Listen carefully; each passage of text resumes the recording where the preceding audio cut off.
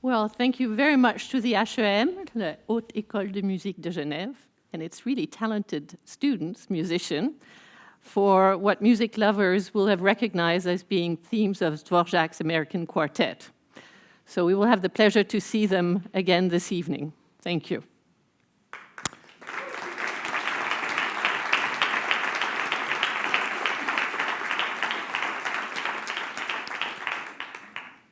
It is really my great pleasure and honor to welcome you all this evening and to declare open the 2019 celebration of our laureates by the Right Livelihood Foundation. So the foundation, these awards are better known as the Alternative Nobel Peace Prize. And we are very happy to be hosting this now for the 5th year in a row. This year being quite special because we have almost a premiere since the laureates will be getting their official awards in Stockholm in a few days from now. So this event will be bilingual in French and English. You will be hearing intervention in both languages, and I welcome questions in both languages as well.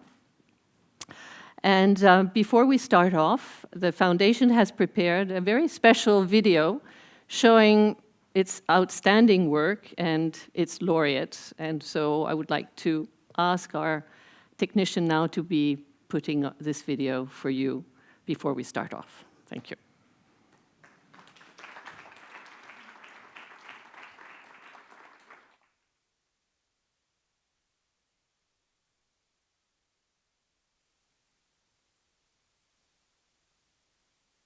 That decision was the first step down a road from which I could never and will never return. I thought about what it meant for my life, more for my family, and then for the future. And to me it seemed that to say nothing was no option at all. It wasn't about protecting myself anymore. The only thing that mattered was the truth. That was a lonely moment, and for a long time I felt isolated. When you start off, there's something inside you telling you to do it. And it comes because you have a heart and an eye, and the courage to stand up. Human rights, it's not a job, it's a conviction.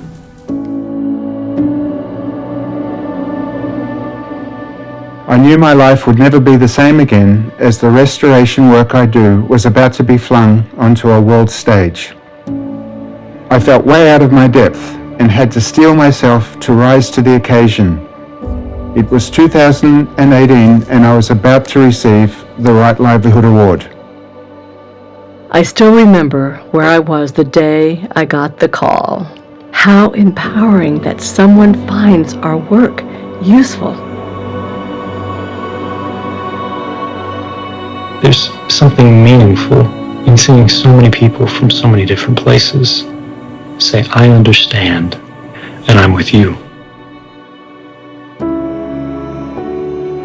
When I looked at the achievements of my fellow laureates that year and of all those who preceded us, I was humbled and amazed. The Right Livelihood laureates all come from such different backgrounds, cultures, and parts of the world. Those who against all odds are pushing forward the edge of hope for the rest of us. What I realized was the other Right Livelihood laureates all come from these extraordinary backgrounds and extraordinary places, and they're all engaged and unified by an extraordinary struggle, expressed in different instances, but bound by the same fight.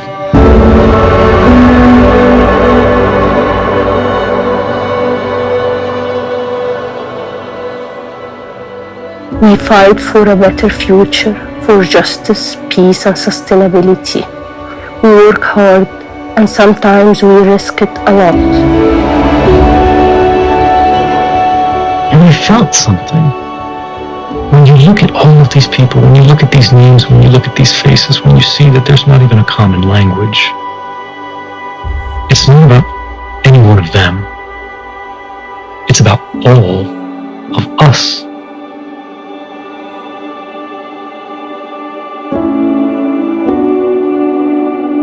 When the award presentation was over back in 2014, that's when it hit me. That's when I really had time to understand what we can achieve together with the Right Livelihood Foundation. Try to continuously remind and inspire people that regardless of background and position, we all have something to say. And together, we can change the future. Not just for ourselves, but for everyone.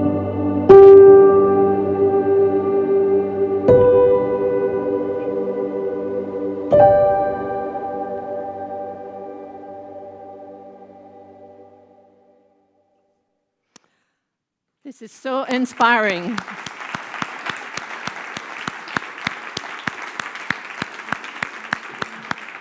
What a wonderful group of laureates. I'm very honored to be here again tonight with you.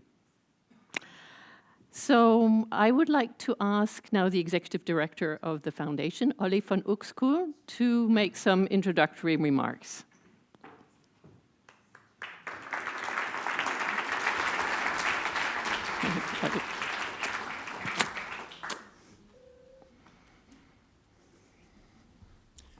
Thank you so much, Jacqueline. And looking at these pictures of these people that I know well from 40 years of our work does fill me with pride.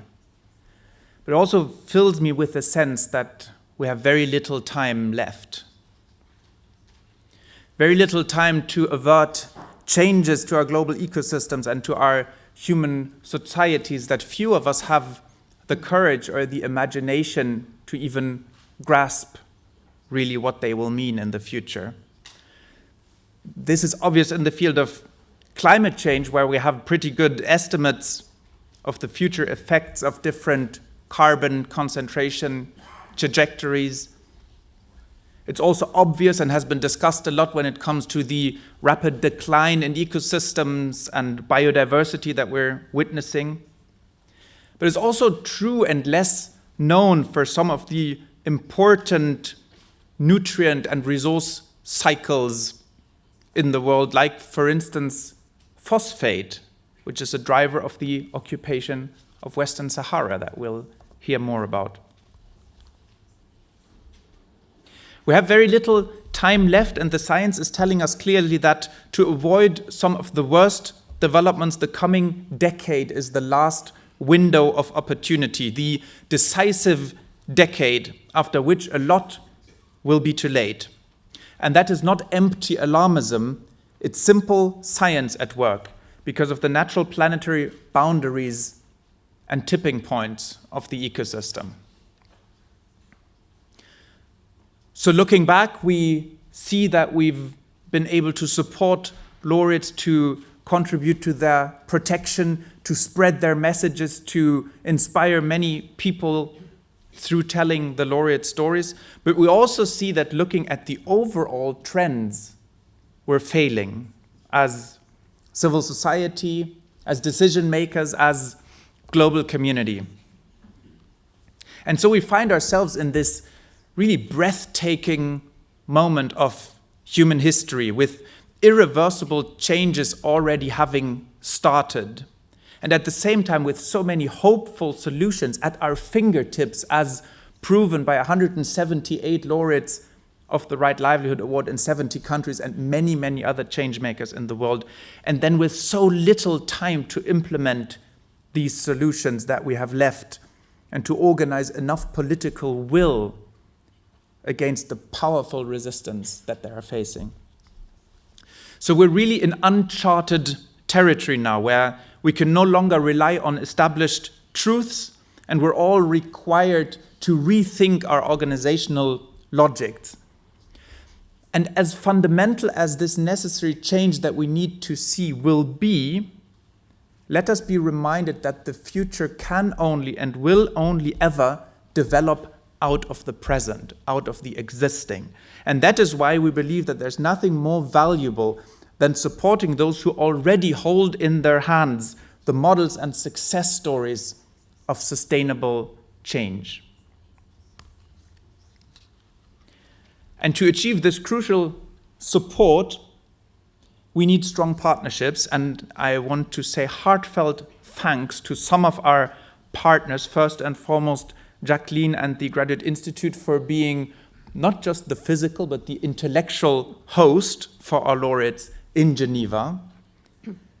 I want to thank the Swiss Agency for Development and Cooperation and Tatjana von Steiger for making possible the laureates' presence here in Geneva.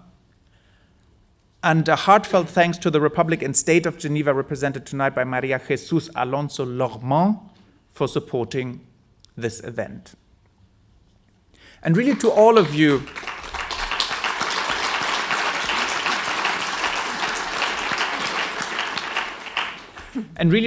who are here tonight with many friends and partners in the room. Now, one of the most important links for our laureates here in Geneva is with the Office of the High Commissioner for Human Rights.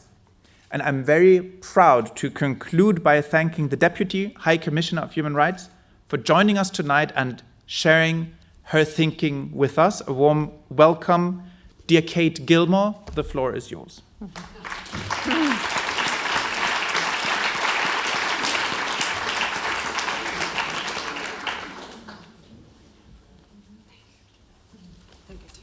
Thank you so much.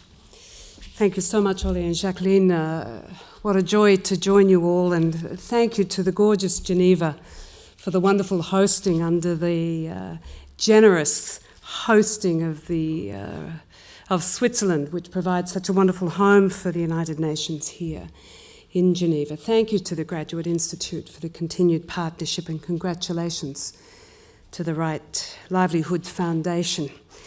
Dear Davi, with Stephen, Aminato, with Gianfranco, and in their absence, Guo, of course, but thank you, Karen, and of course, the extraordinary companion to all this, Greta. Thank you, Susanna and Jocelyn. It's such a joy to join you all in affirmation of this important occasion. You've chosen so very wisely with how to spend a Thursday evening. It is Thursday. Any evening, actually, would be very well spent for this purpose. And I bring to you, in affirmation of that, very warm greetings from the Deputy High Commissioner for Human Rights, Michelle Bachelet, who regrets that you have to listen to me instead of her. You know, the announcement, the celebration of Right Livelihood's laureates would be fantastic at any time. It's a peak moment in the human rights calendar on a global scale. But maybe this year it has a particular poignancy. Perhaps right now, all things considered, looking at the state of things, seeing what we see when we open our newspapers, when we scan their websites, when we look at their Twitter feeds, perhaps it is time to step back, to think a little longer, to draw a deeper breath, to pause just a moment more, so that we miss not a single detail of what is to be presented to us tonight.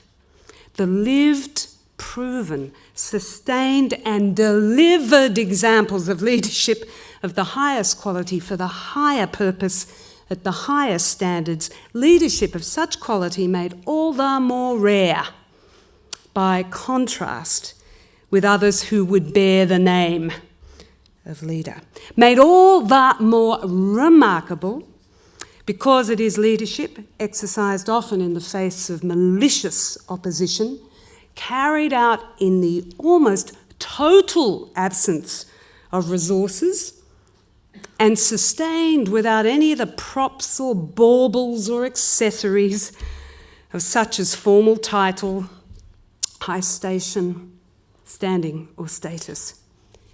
These are death-defying acts of determination.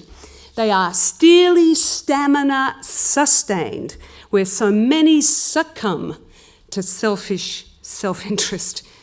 They are a selfless empowerment of the powerless, when others with formal power are choosing first and foremost only their self-aggrandizement.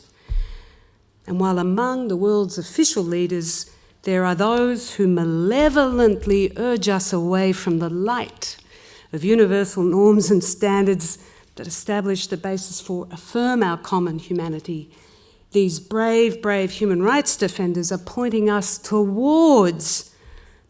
on to the light of the recognition and the understanding that born we all are, free and equal in dignity and in rights.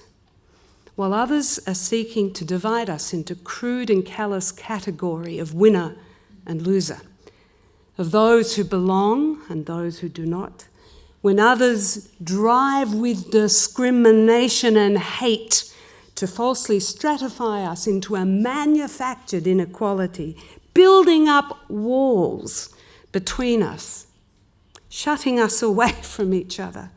Here, instead, are leaders who would build bridges, who would bridge our differences and our diversity, who would have us lower our fist and extend our hands across distance, who would urge us to travel towards each other, not away from each other. For the rights of women and of gender equality through to the right of self-determination and participation, for the rights of Indigenous peoples, to the rights to demand effective fight against climate change. These are the real leaders. They are the visionaries for a larger, more sustainable, more dignified human kindness. They are the advocates for those who otherwise are left by development's rapacious greed as mere collateral casualty. They are the harness of the most renewable of energy, which is our longing as human beings for belonging, for justice, our capability to be so much more than merely cynical, passive and short-sighted, our ability here demonstrated to really act in the interests beyond merely our own. Here is leadership in the toughest of places to speak up and out. China, West Sahara. Here is leadership hidden in the most forgotten and misunderstood of places, where traditional claim to land, to river, and to language are under such threat. Here is leadership against intimate violence and for the right to effective management of climate change. Here, women, Indigenous people, and young people invite us to lift up our eyes, to straighten our spines, to step away from our complacency and cynicism. And they recall for all of us that each and every one of us, with the exception of none of us, can make a difference. Yep, it's tough. Even though all around the world, as people pour out onto the street and lanes of cities large and small, calling for a political, economic and environmental governance more compassionate, more inclusive, more accountable, still there are forces that would seek to shrink down that public demand, to attack civic space, to silence the activist, to lock up the dissident, to assassinate the environmental defender. And perhaps again, they will burn every loving and tolerant word to ash. But these here, that we honour and celebrate tonight, they may be a threatened species, but they shall not be extinguished, not if we stand with them as they have already stood for us and for all that we believe in. Awards matter. They protect, we hope. They nourish, they encourage, and they sustain. But far greater tribute, to be frank, is not, of course, in celebration of an award, but far greater tribute would be to ensure that we do not abandon, but we join, that we do not stand apart, but that we stand together and stand up for everything they represent. Thank you.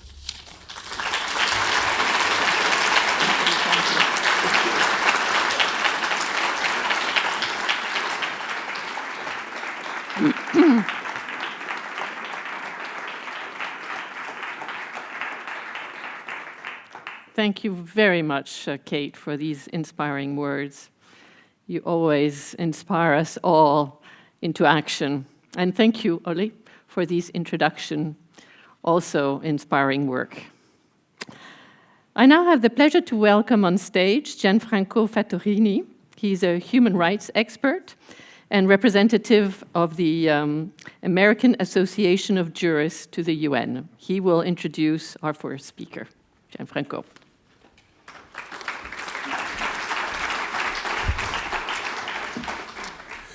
Mesdames et messieurs, je remercie d'abord la fondation de Livelihood de m'avoir invité à présenter Madame Aminatou Haïdar, une des récipiendaires du prix de cette année. En effet, c'est un grand honneur pour moi de parler d'Aminatou Haïdar, figure emblématique des femmes africaines qui luttent pour le respect des droits humains, des droits des femmes et pour la paix. Aminatou Haïdar est née quelques années après que l'Assemblée générale des Nations unies ait reconnu le Sahara occidental, appelé à l'époque Sahara espagnol car il se trouvait sous domination coloniale espagnole, comme un territoire non autonome auquel, depuis lors, s'applique la résolution 1514 de l'Assemblée générale qui s'intitule « Déclaration sur l'octroi de l'indépendance aux pays et aux peuples coloniaux ». L'Espagne, puissance coloniale devenue puissance administrante, non seulement a failli à la mission de décolonisation qui lui avait confiée dès 1966 l'Assemblée générale des Nations unies, mais elle a essayé, en violation des normes de droit international, de transmettre sa qualité de puissance administrante au Royaume du Maroc et à la Mauritanie, lorsque ces deux pays ont essayé de profiter de la fin de règne du général Franco et du retrait annoncé de l'Espagne du territoire. Je saisis cette occasion pour rappeler que le Sahara occidental, depuis le retrait de l'Espagne en février 1976, est devenu le seul des 17 territoires non autonomes, considérés comme tels par les Nations unies, qui n'a pas une puissance administrante reconnue, et le seul qui se trouve sous occupation illégale militaire d'une tierce puissance. C'est dans le contexte de la guerre d'occupation engagée par le Royaume du Maroc contre le Front Polisario, reconnu par l'Assemblée générale des Nations unies comme le représentant du peuple du Sahara occidental, qu'Aminatou Haïdar a intégré depuis son adolescence le combat pacifique pour le respect du droit international et notamment l'application du droit du peuple sahraoui à l'autodétermination et à l'indépendance tel que prévu par les résolutions de l'ONU. En novembre 1987, Aminatou participa à une manifestation pacifique marquant les 12 années d'occupation marocaine et appelant à l'organisation d'un référendum d'autodétermination. À cette occasion, Aminatou fut parmi les centaines de Sahraouis arrêtés et parmi les 17 femmes qui furent portées disparues. C'est seulement 4 ans plus tard, à la faveur de la création de la mission des Nations unies pour le référendum au Sahara occidental, appelée MINURSO, qu'Aminatou réapparut. Ce furent pour elle et ses compagnes 4 ans de détention secrète, d'humiliation, de mauvais traitements et de torture. 4 ans qui ont forgé des convictions solides dans l'esprit d'une jeune femme encore plus déterminée à se battre pour la protection et la promotion des droits fondamentaux de son peuple. Depuis lors, Aminatou Haïdar est devenue une figure éminente du combat pacifique du peuple sahraoui pour le respect des droits humains au Sahara occidental. Elle a souvent pris des initiatives pour dénoncer les exactions commises par la puissance occupante, le Royaume du Maroc, et cela lui a valu de nouvelles arrestations, des condamnations à des périodes d'incarcération qui l'ont poussé à participer à des grèves de la faim pour attirer l'attention de la communauté internationale sur l'injustice qui règne au Sahara occidental. En lui attribuant votre prix, vous rendez hommage au peuple sahraoui, qui a payé et continue de payer un lourd tribut dans sa lutte pour l'indépendance, dans l'indifférence quasi unanime de la communauté internationale, malgré ou à cause des concessions faites tout au long du processus de négociation, toujours en cours, dans l'espoir qu'un référendum libre sera organisé au Sahara occidental, comme cela a été prévu par les accords de cessez-le-feu approuvés par les deux parties. 16 ans de conflit armé et 44 ans d'occupation illégale ont conduit à d'innombrables et graves violations du droit international humanitaire, y compris l'utilisation d'armes prohibées, l'expropriation, les représailles contre la population civile, l'utilisation systématique de la torture, les déplacements forcés, la colonisation du territoire occupé et l'exploitation des ressources naturelles du territoire occupé. L'occupation illégale du Sahara occidental s'appuie sur la présence d'une force armée de plus de 200 000 hommes et sur la présence d'un mur de 2700 km truffé de millions de mines antipersonnelles qui ont fait et continuent de faire des victimes. Un mur qui sépare du nord au sud le peuple sahraoui resté dans le territoire des 173 000 réfugiés qui se trouvent dans des camps au milieu du désert algérien, où grandit maintenant la troisième génération avec des sentiments partagés entre la résignation et la révolte. Bien que le Conseil de sécurité des Nations Unies, l'Assemblée générale et l'ancienne Commission des droits de l'homme aient dénoncé l'occupation du Sahara occidental de la part du Royaume du Maroc, bien que des procédures spéciales du Conseil des droits de l'homme continuent de dénoncer l'utilisation de la torture ou la détention arbitraire à l'encontre des défenseurs des droits humains sahraouis, bien que les organes de traité expriment leurs préoccupations quant à la non-organisation du référendum d'autodétermination au Sahara occidental, le Royaume du Maroc est entré dans sa 45e année d'occupation illégale. Tout comme l'occupation illégale israélienne du territoire palestinien jouit du soutien politique, financier et militaire des États-Unis d'Amérique, l'occupation illégale marocaine du Sahara occidental jouit du soutien politique, financier et militaire de la France et de l'Espagne, les deux anciennes puissances coloniales, respectivement du Maroc et du Sahara occidental. Le refus obstiné, opposé par des puissances occidentales qui détiennent un droit de veto au sein du Conseil de sécurité au respect des droits humains et du droit international dans son ensemble dans les territoires occupés, y compris au Sahara occidental, porte atteinte à la crédibilité de l'Organisation des Nations Unies et porte atteinte au multilatéralisme et à la stabilité de régions entières. Par l'attribution ce soir de votre prix à Aminatou Haïdar, c'est encore une fois une organisation non gouvernementale qui nous permet de rappeler que nous, peuple des Nations Unies, sommes résolus à préserver les générations futures du fléau de la guerre, à proclamer notre foi dans les droits fondamentaux de l'homme et à favoriser le progrès social. Je vous remercie.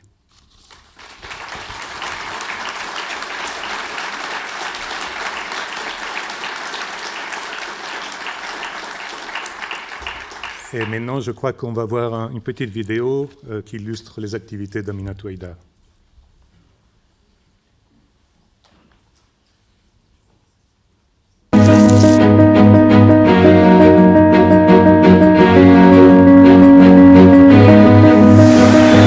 Aminatou Haïdar is an outstanding non-violent activist and human rights defender from Western Sahara, a territory occupied by Morocco since 1975. Over 30 years of peaceful campaigning for the independence of her homeland have earned Haïdar the byname Sahrawi Gandhi. She has raised awareness about the oppression of her people by organizing demonstrations, documenting cases of torture, and carrying out hunger strikes. Her dignity and resolve make her one of the most respected leaders among the Sahrawi people. Like many other other Sahrawi activists, Haidar has been beaten, tortured, and detained without charges or trial. She has spent more than 4 years in prison for peaceful protesting. Despite death threats and harassment directed at herself and her 2 children, Haidar tirelessly campaigns for a political solution to one of the world's longest frozen conflicts. Aminatu Haidar, Western Sahara.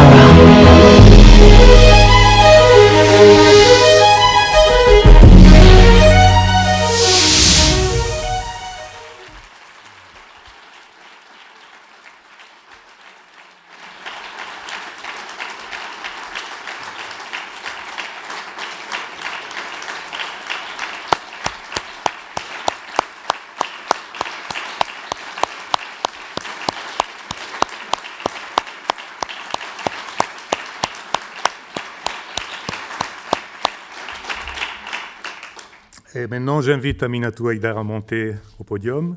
Aminatou qui reçoit ce prix pour sa constante action non violente, malgré l'emprisonnement et la torture, en faveur de la justice et de l'autodétermination du peuple du Sahara occidental.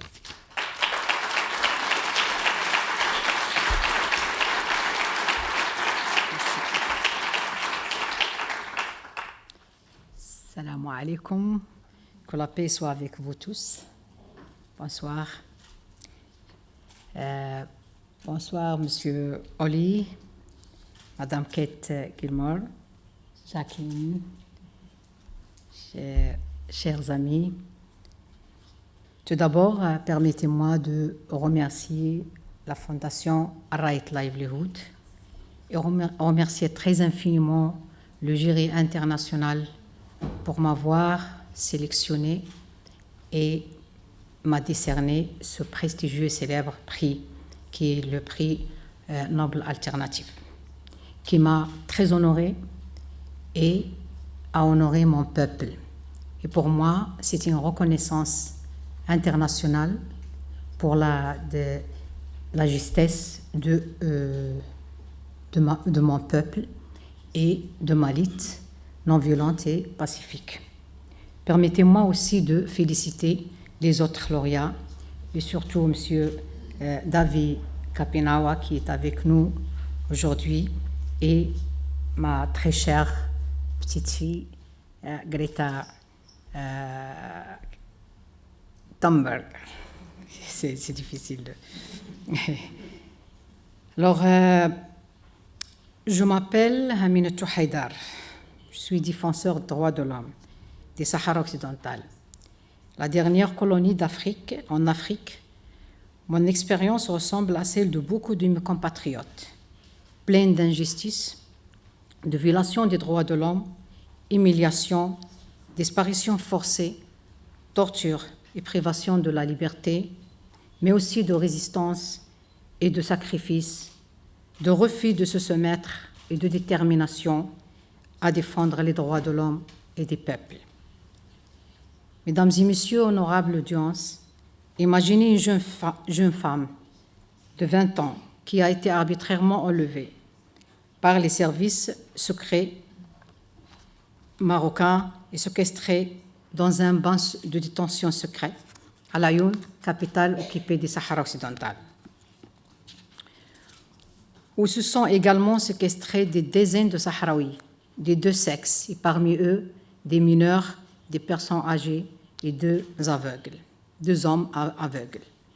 Dans ce camp de détention secret, ces dizaines de séquestrés sahraouis étaient restés dans l'obscurité totale pendant 4 ans, menottés et les yeux bandés. Mon seul crime commis est simplement d'être sahraoui. Mon crime est d'avoir osé croire, moi et mon peuple, que nous avons un droit inaliénable à l'autodétermination et à l'indépendance, ainsi qu'à la liberté de notre pays, libre de tout type d'occupation, d'oppression ou de colonialisme. Cette conviction, et cette foi, est un crime au Sahara occidental occupé, punissable par la loi d'occupation marocaine. Et malheureusement, le Maroc n'est pas le seul responsable de la situation que nous vivons maintenant en tant que Sahraouis. L'Espagne est également responsable du fait qu'il a renoncé à ses responsabilités juridiques et morales depuis 1976, en abandonnant sa colonie à la hâte sans la décolonisation, comme il devait faire selon la demande de l'Organisation des Nations Unies. La France également, co-responsable de ce crime en cours, sachant que Paris soutient un régime expansionniste et violent qui continue à occuper le Sahara occidental, le soutenant sans vergogne au Conseil de sécurité et empêche même l'Organisation des Nations Unies de protéger et surveiller les droits de l'homme au Sahara occidental.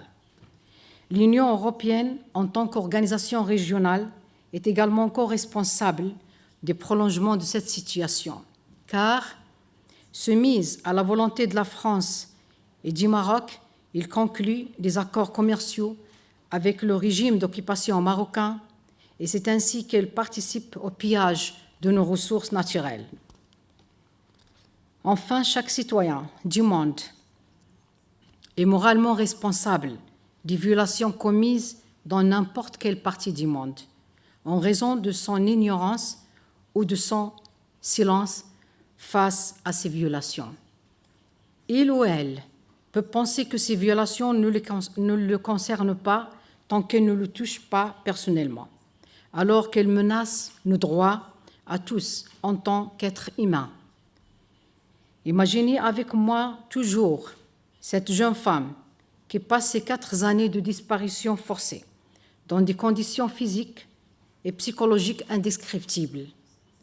4 ans sans aucune connexion avec le monde extérieur et avec ma famille.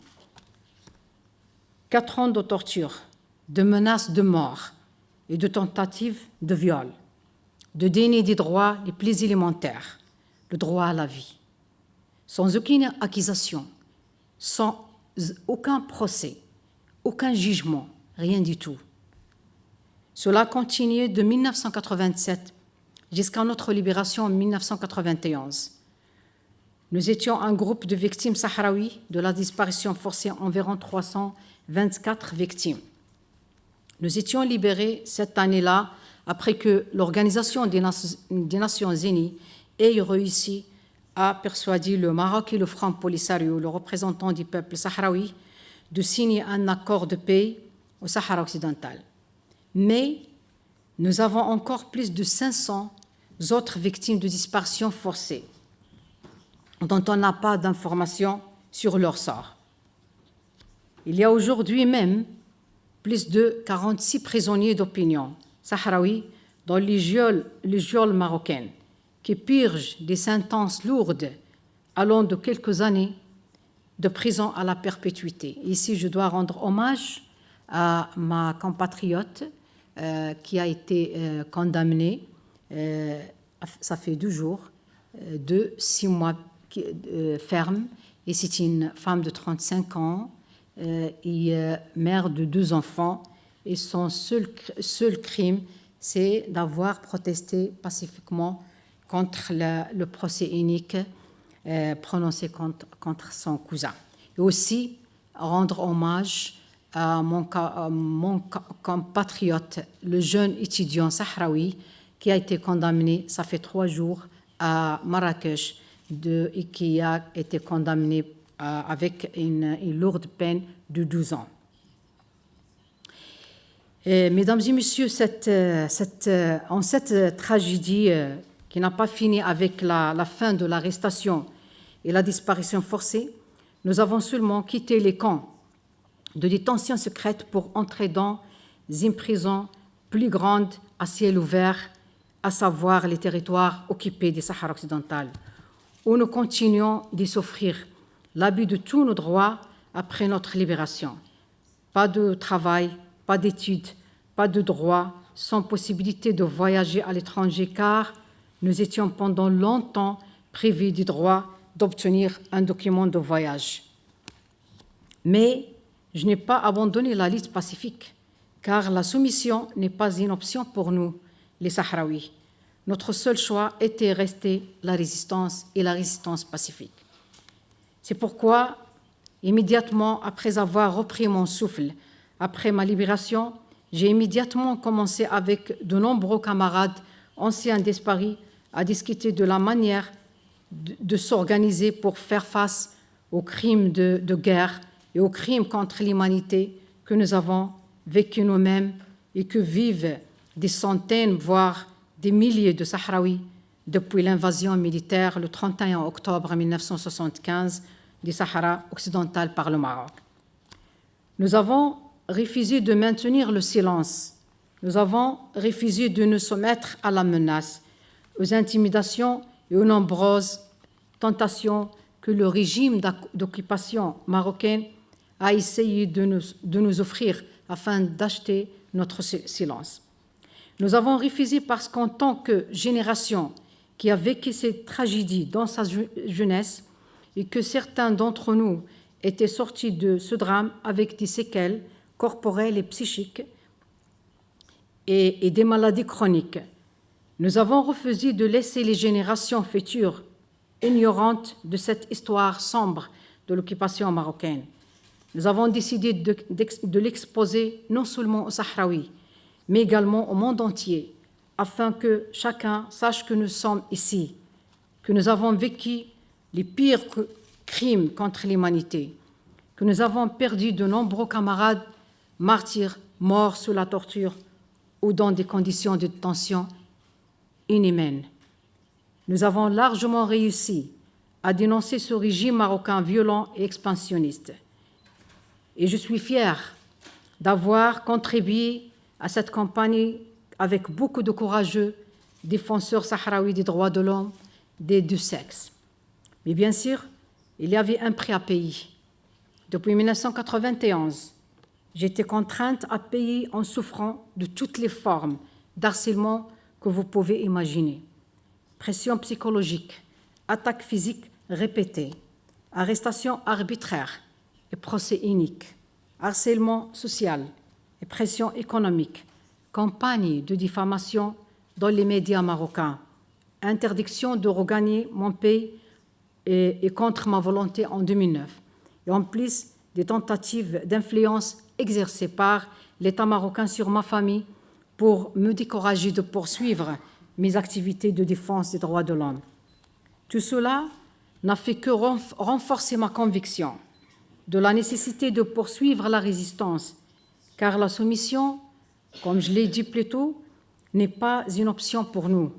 Céder à la volonté d'oppression et d'assujettissement est une mort lente que je ne conseillerais personne d'accepter.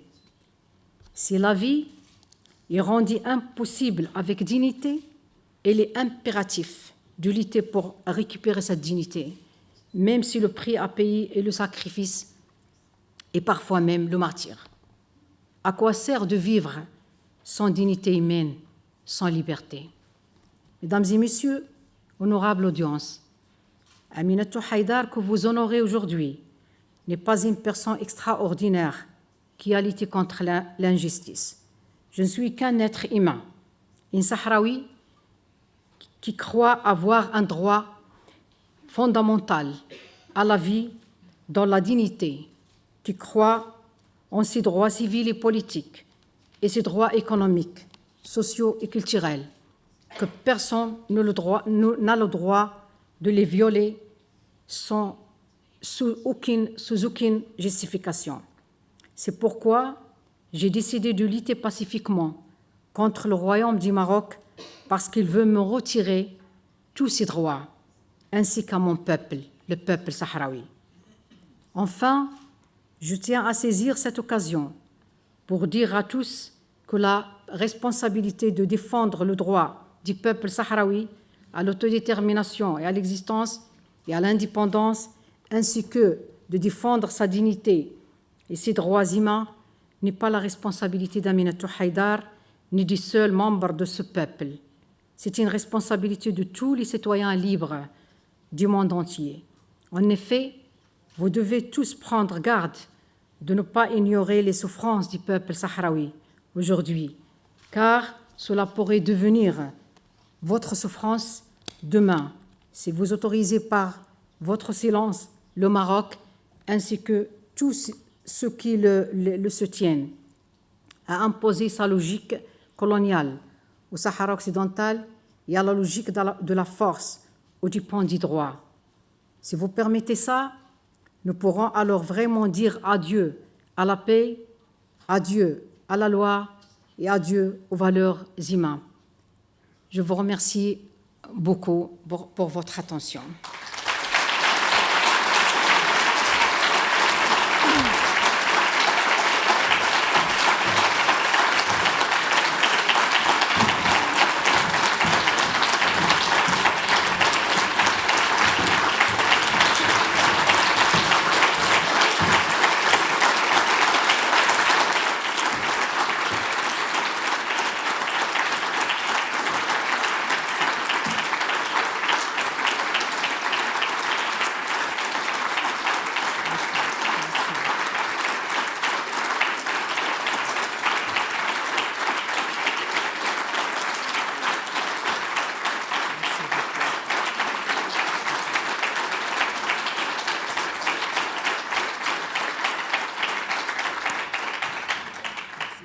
Merci beaucoup Aminatou pour ce travail courageux.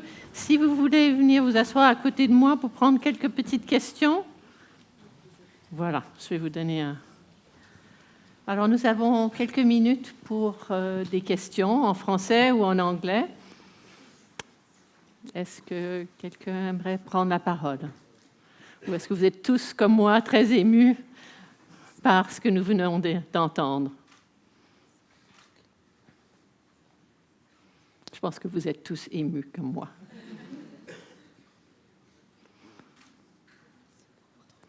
Merci pour votre noblesse. Oui, voilà, une première question. J'ai des collègues avec des micros. Madame, au troisième rang, s'il vous plaît. Bonjour, bonsoir. Ma question, c'est comment ça vient d'une mère qui est aussi militante. Je suis brésilienne, de la terre de Davi et des ancêtres indigènes aussi. Et je vis ici. Je vous demande, c'est une question très personnelle. D'où vous prenez la force pour continuer et concilier avec votre vie de famille, le moment où ça manque, et comment vous rendrez fort pour continuer la lutte? Eh ben, j'ai la force de ma détermination personnelle, mais aussi de la détermination de mon peuple. Et je suis convaincue qu'on doit continuer notre lutte pour garantir notre liberté et notre dignité, comme je viens de dire qu'il n'y a pas de vie sans dignité, sans liberté. Et c'est vrai que je suis mère, j'ai deux enfants qui eux aussi ne sont pas épargnés de ces atrocités. Ils ont souffert et continuent toujours à souffrir. Mais leur cas n'est pas unique. C'est le cas de tout le peuple sahraoui, le cas de toutes les familles sahraouies qui sont déchirées et divisées en deux parties. Une partie se trouve au campement des réfugiés sahraouis dans des dures et difficiles conditions de vie, et une partie sous l'oppression marocaine. Donc, je n'ai pas autre option. Je dois sacrifier. Et j'ai juré de ne pas abandonner mon peuple. Je ne défends pas un droit individuel, je défends un droit collectif. Et c'est un honneur. Je me sens un peu coupable envers mes enfants, mais pour moi, c'est un grand honneur de sacrifier ma vie pour défendre les autres.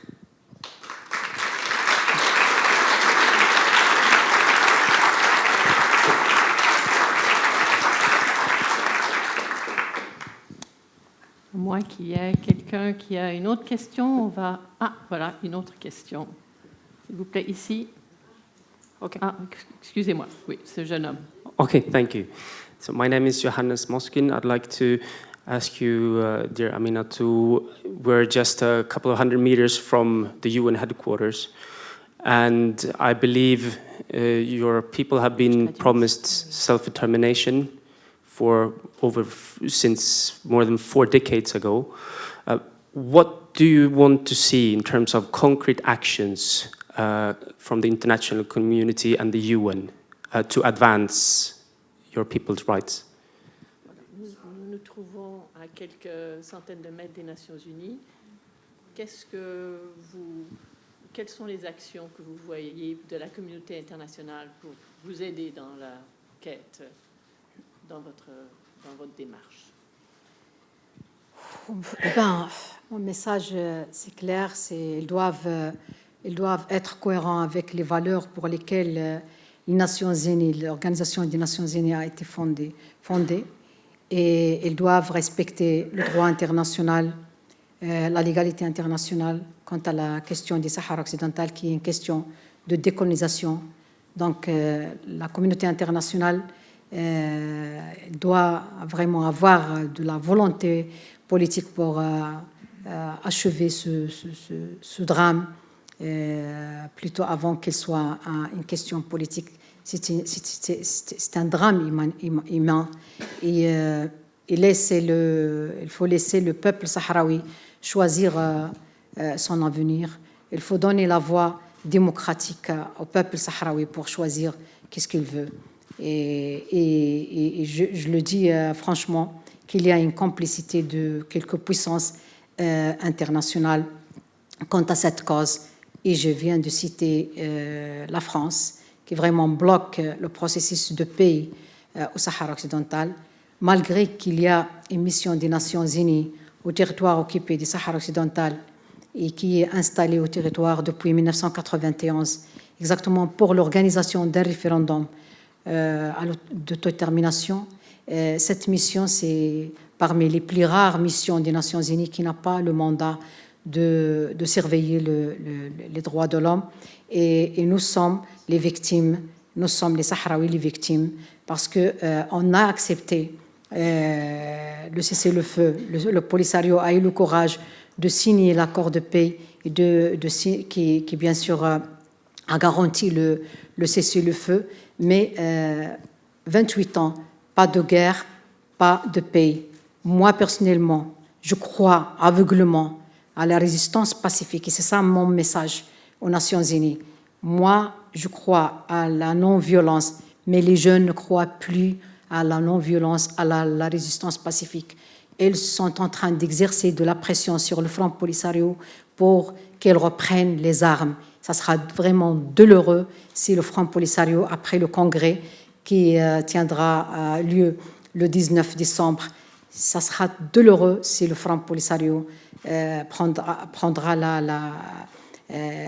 la décision de reprendre les armes. Et la France et ainsi l'Europe vont payer cher, parce que si une guerre se déclenche dans cette zone, ça va toucher toute la zone de la région du nord d'Afrique, la région du Sahel, et aussi va affecter l'Europe, parce que l'Espagne, c'est à quelques kilomètres de la Lune, les îles Canaries. Mon message, c'est un message de paix. Il faut vraiment que la France aura le courage de terminer sa politique de soutien à l'occupation marocaine. Et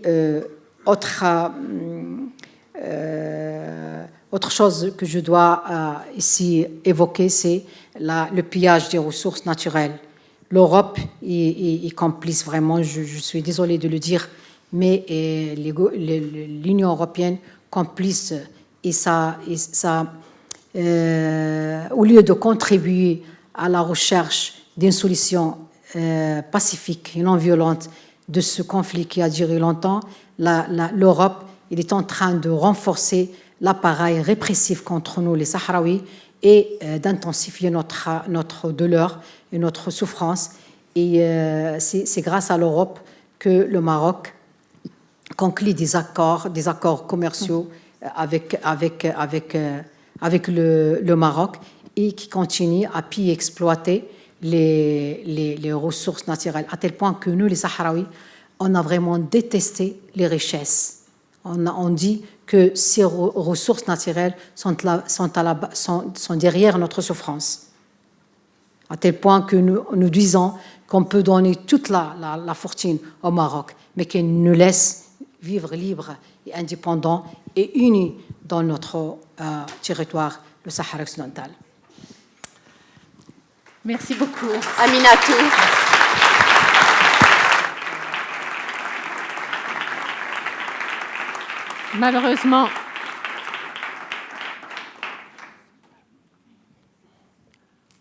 Malheureusement, on pourrait continuer bien longtemps à discuter avec Madame. C'est merveilleux, mais malheureusement, je suis la gardienne du temps et je vois que nous avons un petit peu de retard.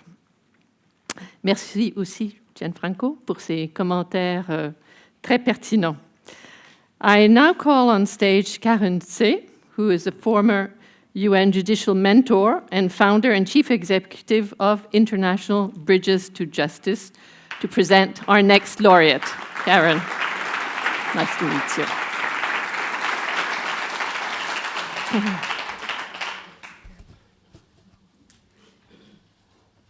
It is both an honor and humbling tonight to be here with you and amongst you to celebrate the laureates and to introduce Guo Jinmei, a remarkable lawyer and a pioneer in the movement to protect women's rights. I still remember the day when a young Chinese intern named Siqi walked into our office in Geneva, and she excitedly told me that the reason that she wanted to work with us on a global level in the area of people's rights, protecting people's rights and access to justice, is because of Guo Jinmei's incredible influence and inspiration on her when she was a law student in China. She said that she vividly remembered gathering every day as comrades, classmates, and as a family, she said, for a home-cooked lunch where they shared their joys and their sorrows. It was in the context of this community that they were able to continuously keep going despite challenges. Guo Jinmei has not only inspired the younger generation, but also inspired lawyers and all of us everywhere. During her exceptional career, Guo Jinmei introduced the concept of pro bono legal services for marginalized women in China and founded and directed several organizations for the protection of women's rights. She held positions at the Chinese Ministry of Justice, the All China Women's Federation, and the All China Lawyers Association. She was one of the primary drafters of China's first law devoted to the protection of women, law and on the protection of the rights and interests of women on the People's Republic of China. Her persistent advocacy against domestic abuse of women paved the way for China's enactment of the first domestic violence law in 2016. Guo's organizations have promoted a wide array of national legal advocacy protecting women's rights. Her impact litigation has included cases defending women who were sentenced to death for killing their abusive husbands in self-defense, and preteen girls who were subjected to sex trafficking. Guo was able to also recover land compensation money for 28 women, totaling more than 1 million.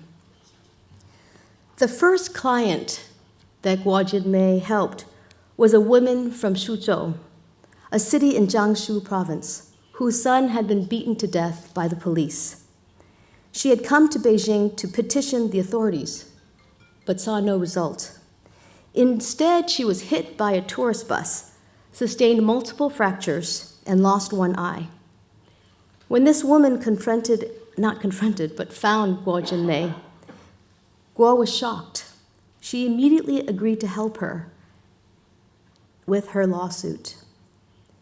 In the end, she lost the case. And when the helpless mother asked her, "Didn't you say we could win?" Guo Jinmei broke down in tears.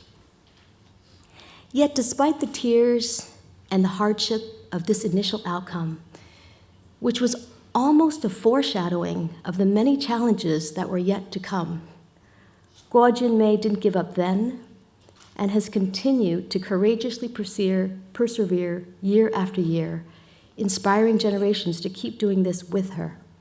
She and her team have refused to give up despite challenges on so many levels. As Guo once stated, law in China is a sleeping beauty. If China's laws were implemented more efficiently, there could be great improvements regarding the state of women's rights and interests. This is a worldwide problem. These issues are common to all of us. At International Bridges of Justice, a global organization that works to prevent torture and guarantee people's due process rights by giving people the protection of a lawyer early on, we support lawyers around the world who face these common challenges protecting the most vulnerable and least powerful.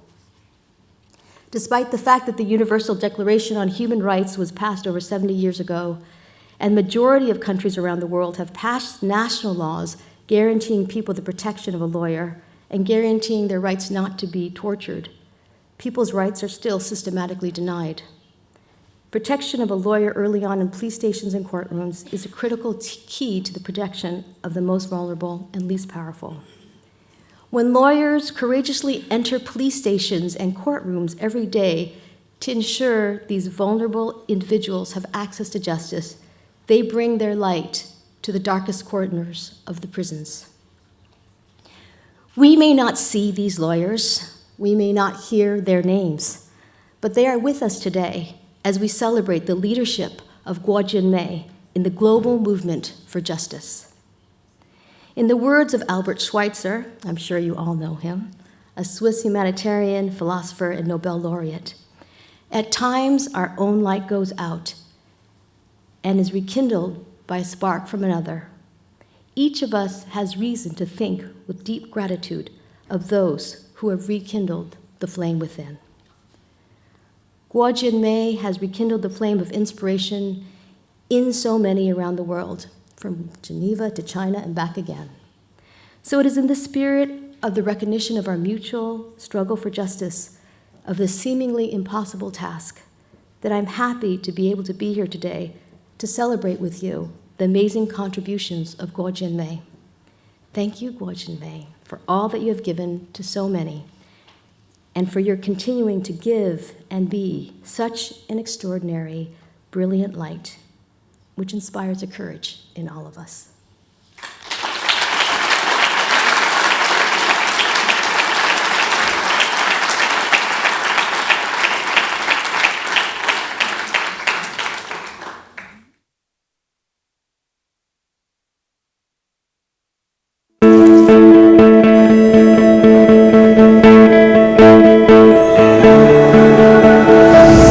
Guo Jinmei is one of the most distinguished lawyers in the field of women's rights in China.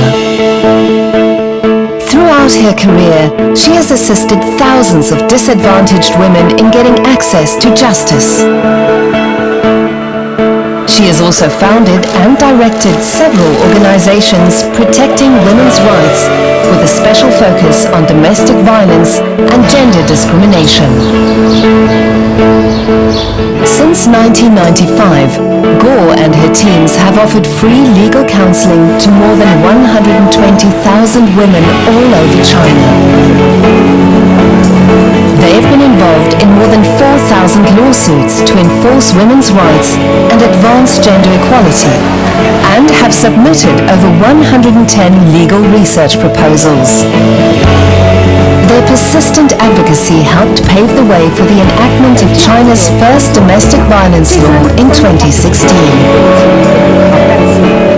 Guo has shown courage and extraordinary resilience, despite increasing restrictions and decreasing funds. Her work continues to impact the lives of millions of Chinese women. Guo Jinmei, China.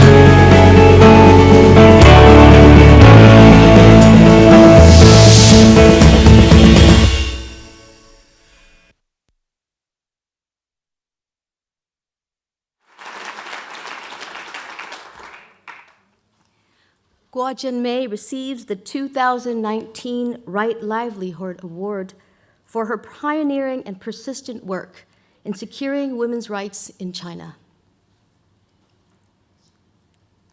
Unfortunately, this extraordinary and remarkable woman cannot be with us today, and she has asked me to share her message with you.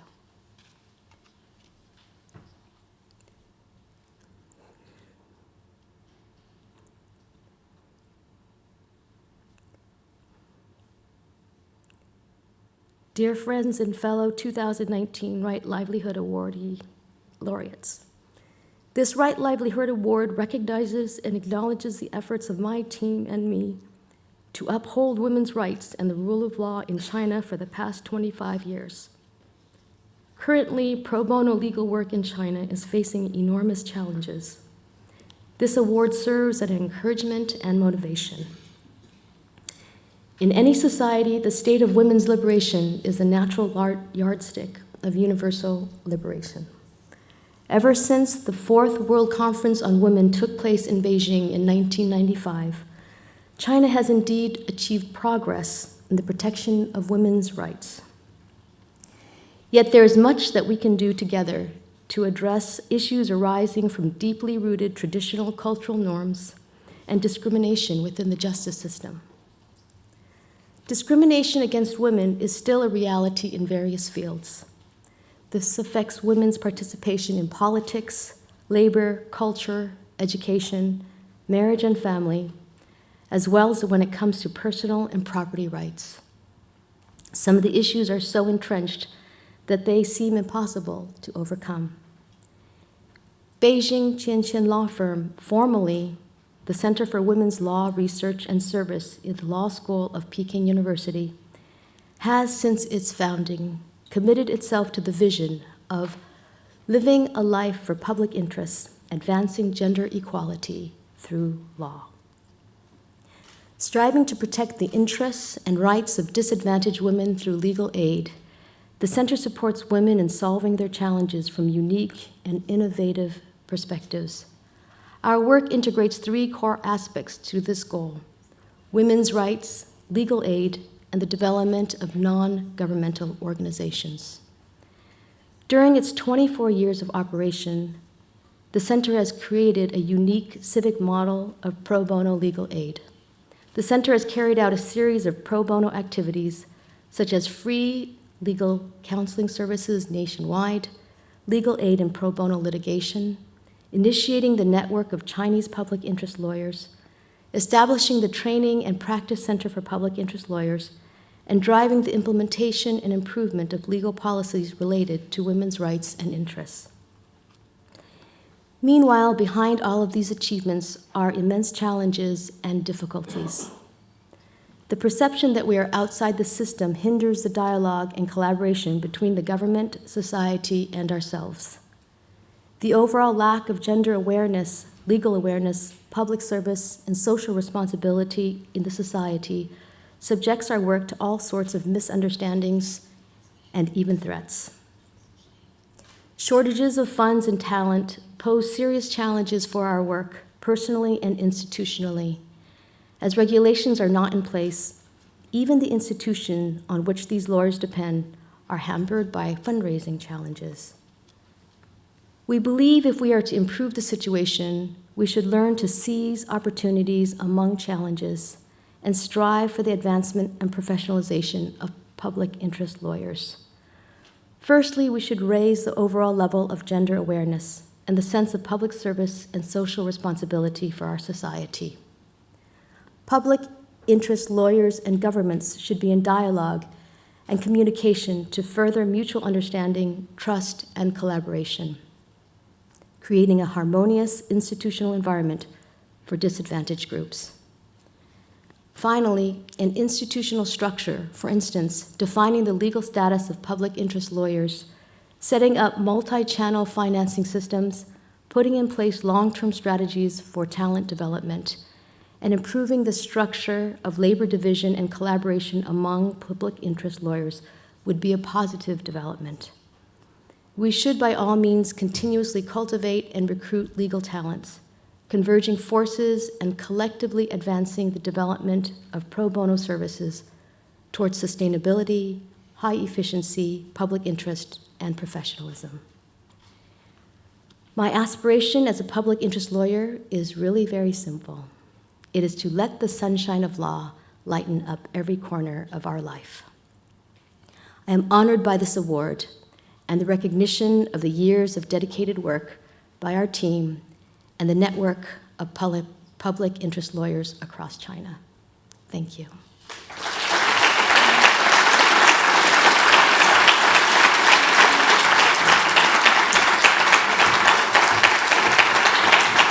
Thank you very much to Karen.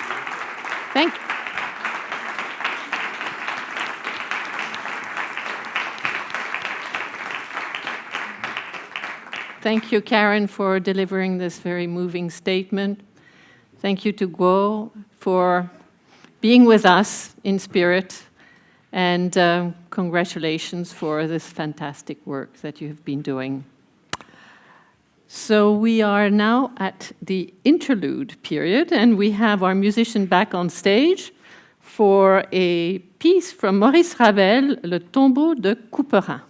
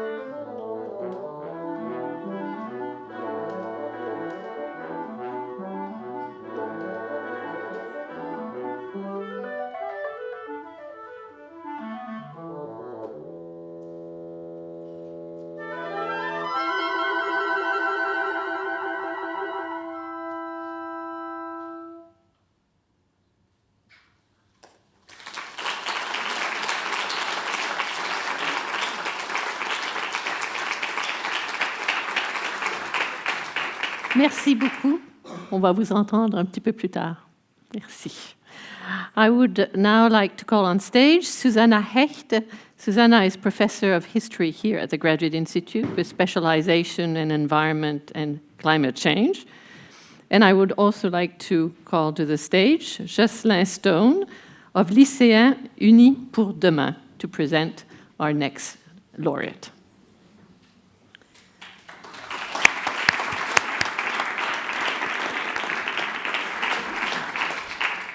Well, thank you for the, as everyone keeps saying, the humbling and also the honor of representing people who cannot be here.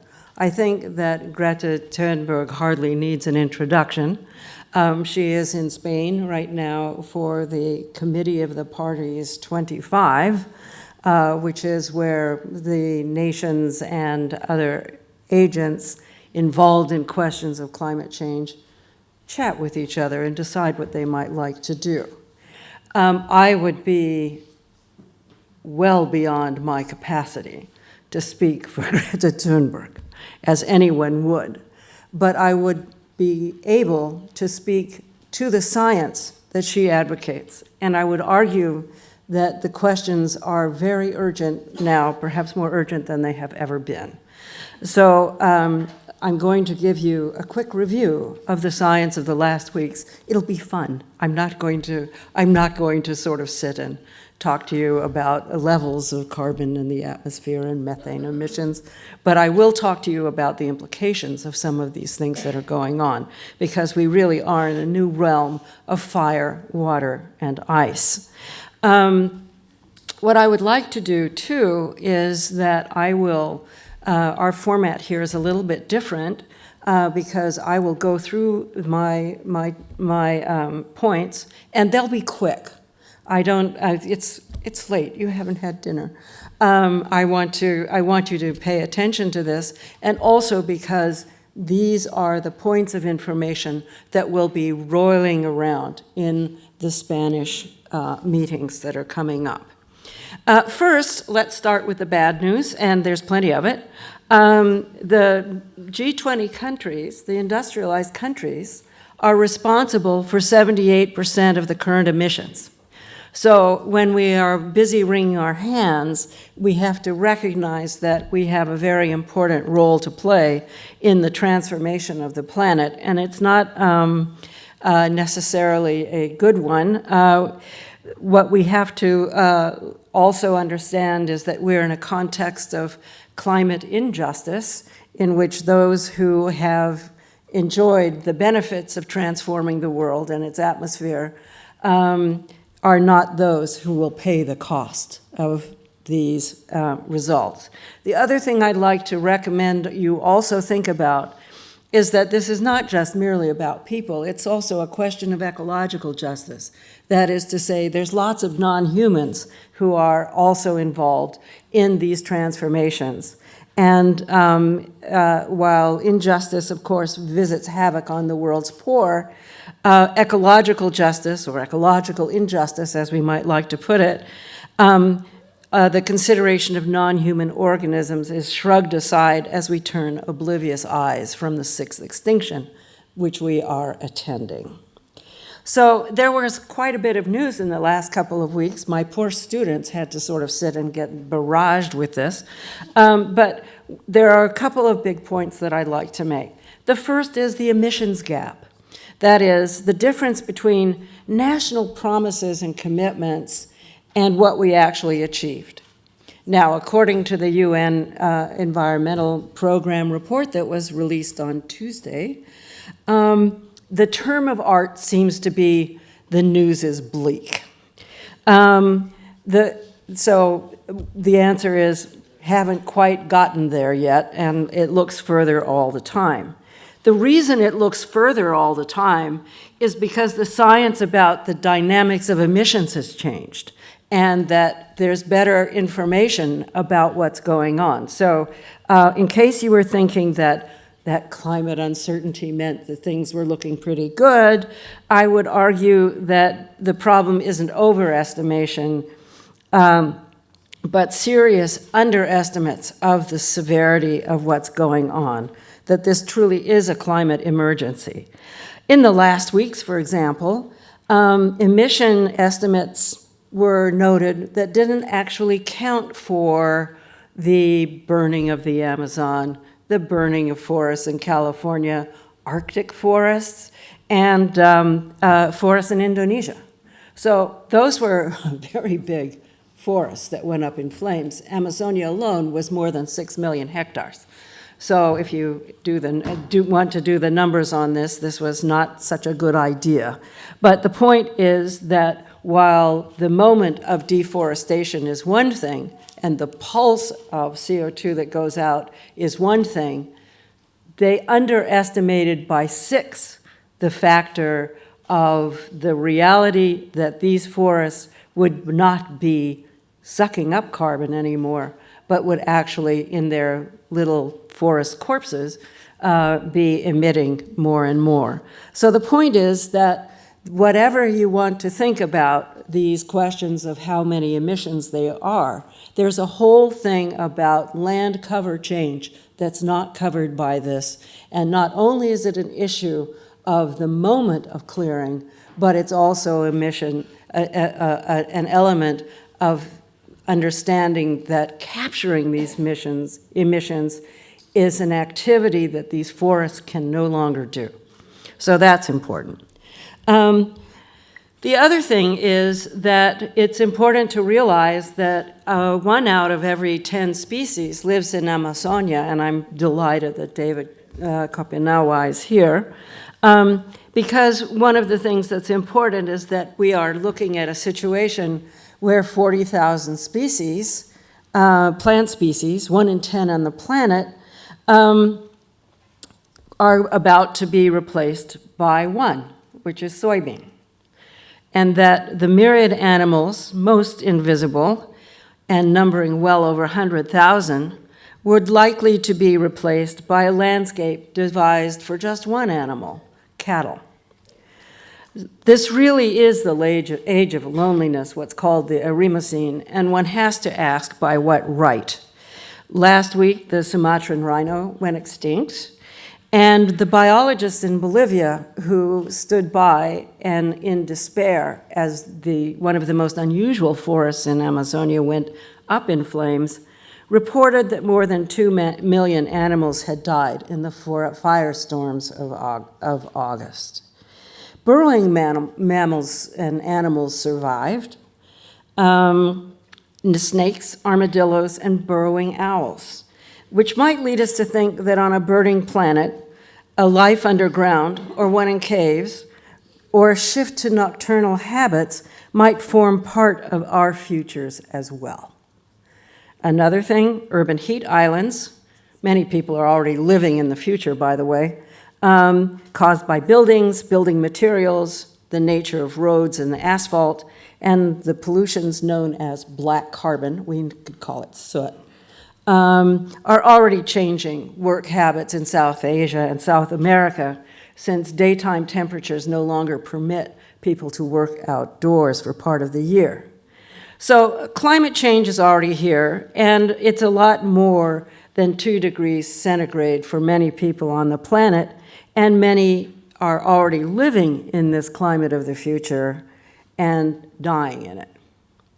In the same way, the numbers had to change about the so we have the problem about the vulnerability of all this stuff coming off of living forests. The next thing were that the numbers had to change about the vulnerability of flooding of coastal cities with better satellite techniques. Well, the first thing that should come to your mind is what we might call the New Atlantis. You might know it as that old city known as Venice. But in fact, it is one of these places that is now underwater regularly because of what are called king tides. The moving of Jakarta's capital from its sinking land base is also alarming testimony to questions of sea level rise. In the studies that just came out, the number of vulnerable people leaped from 150 million to over 350 million in the coastal cities, in just a few coastal cities, once the real height of those coasts was determined with better satellite techniques. This is also accompanied by a much more rapid change in ice cover in, of course, the polar areas and what we might call the third pole, which is the mountain glaciers, which are changing much faster than first thought. And the loss of mountain glaciers in Asia will affect at least 1 billion people because it's the source of their rivers. So sea levels rise in non-storm flooding, the king tides that now plague Florida, low-lying areas of the Caribbean, and the southern Gulf coasts. Next, in the somewhat convoluted language of atmospheric scientists published today in the journal Nature, we're verging on a series of multiple tipping points whose outcome may well be catastrophic, as well as the processes of greenhouse gas and heating work across land, atmosphere, and ocean systems with their own synergies, what scientists call teleconnections. Things are destabilizing quite quickly, even if one takes the commitments of the Paris Accords and believes that they would be met, they would still breeze us past 3 degrees centigrade. It's earlier than you think with these changes, and everything is happening sooner than you think and more than you imagined. With Paris vying with Death Valley for the hottest place on the planet for a few days in August, a winter bomb cyclone currently menacing my state of California, which has, in the terse words of weather services, made the travel basically impossible. 100-mile-per-hour winds, blinding, frozen weather falling from the sky. The wettest year ever in the US happened this year, and you'll get accustomed to this was the most something year ever, as records continue to be broken. In this case, the timing of the floods in the US, which occurred in ways that permitted no cultivation in many areas, is driving US farm failures to more than 24%. And this production crisis, coupled with a tariff policy, is helping drive massive Latin American deforestation. So when we think about these things, we can't just think about them from, as they say, our own backyard, but that they also ramify and teleconnect very widely. So even as this land of the wet and flooded sat and inhibited agriculture, it stimulated a world of fire elsewhere. And what this did, of course, in the expansion of large-scale deforestation in Amazonia is it resulted in invasion of lands and other indigenous populations and wrenched apart and exiled their stewardship and destroyed the knowledge that we will need to come to any grips with a planet that we apparently no longer love, and one that doesn't love us much anymore either, where, faced with each other, we have to mutually ask, to be or not to be. We don't have that answer yet. And if the answer is to be yes, we have to act, and we have to act quickly. In the face of this, I would argue that Greta Thunberg is the person who has spoken most eloquently and most fervently about the questions of the future, and you would hate it if you had to turn to her in 40 years and say, Greta, we used up your future. So on that note, that cheery note, I want to do this quickly so that my colleague Jocelyn can talk as well. So in the face of this climate emergency, what are the kinds of things that you can do? There are many things, and we could say, oh yeah, we have to decarbonize like 20 minutes from now. Good luck, and yes, we should. But one of the first things we should do is support ecosystem guardians. These are the indigenous populations in the forests of South America, in the forests of North America, in the landscapes of the Arctic, in the forests of Indonesia, and to understand that more than 1.2 billion people are forest dependent, that they manage these, and they manage these from a platform of indigenous knowledge that has been tested through numbers of moments of climate change. So this is not the first moment, but this is certainly the worst. And in many cases, mangrove managers, upland grazers, forest herders have kept these carbon systems running. So we need to support these activist organizations and defend forest and landscape defenders who are working in our interest, whether we like it or whether we understand it or not. The next thing, and this is what Greta always is saying, inform yourself of the science. The science is changing very quickly, as I just pointed out two major things, which is the CO2 pulses and the problem of not really understanding how low-lying areas are in the world. But right now, this best science is showing the earlier dynamics were considerable underestimates about the percentage of urban and coastal land that could be affected, and that we didn't understand the degree to which these forest changes were going to ramify historically. People who do climate modeling really like to think about the future, and perhaps it's a function that they love their models and they want their models to tell them the future. You know, maybe they should have a crystal ball, and that would help them sort of imagine some of this stuff as well. But really going into the 1,000 years ahead may be useful in its way, but it really won't help make decisions very well for us now. So think about the next 10 years and what is coming for you and what is coming for your kids. So even though scientists like to model, and theory is good, it doesn't stop reality from existing. And so we really need to look at this away from the models of climate denial and in a kind of happy indifference in the comfort of our lives. The next thing, this is point 3, is that political activism is absolutely necessary and it should be relentless. What we know from Greta Thunberg is that she just sat and did it. She just sat and did it every day that she could. And in doing so, it was transformative in the sense that people started to talk to her. And when she first started her school strike for Fridays for Climate, no one paid much attention. This fall, millions were in the streets on the question of climate change and what their future might look like. So, in some sense, think Greta. What would Greta do? And just do it. Nothing is more important, and do something every day. And don't confuse doing something as being on social media, because that isn't exactly the same as being an action. And then we'll talk more in a minute, Jocelyn and myself.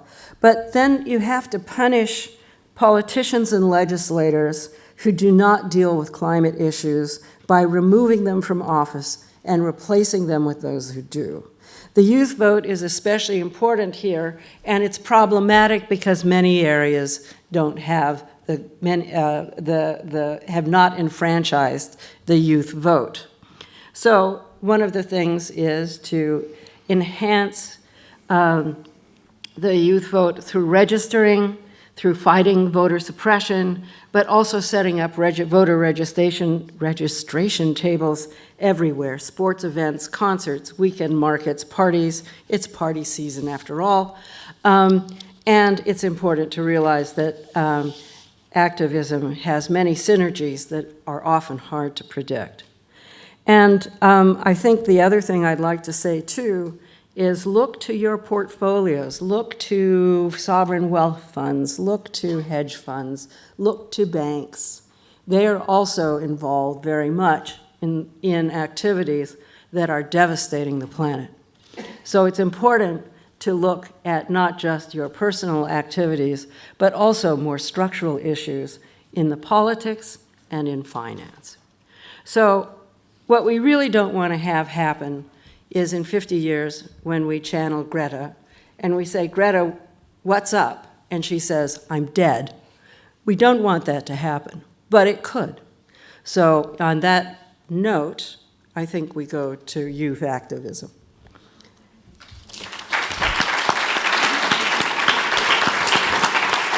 I think you show the video now. So we'll see the video first. Okay.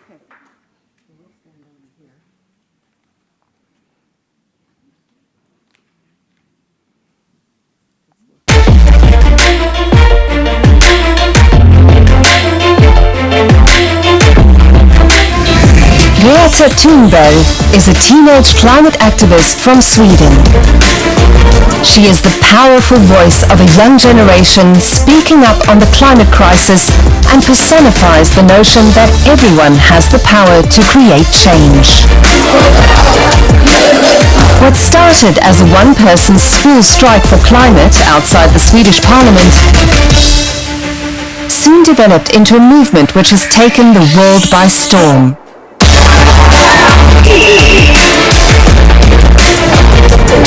Thunberg's resolve not to put up with the looming climate disaster has inspired millions of people to demand immediate climate action.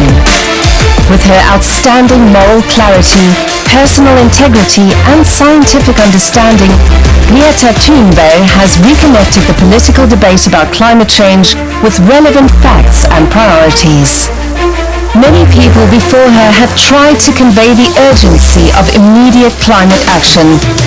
No one has been more successful. She has managed to get the climate crisis not only on the cover page of newspapers, but also on top of people's minds. Greta Thunberg, Sweden.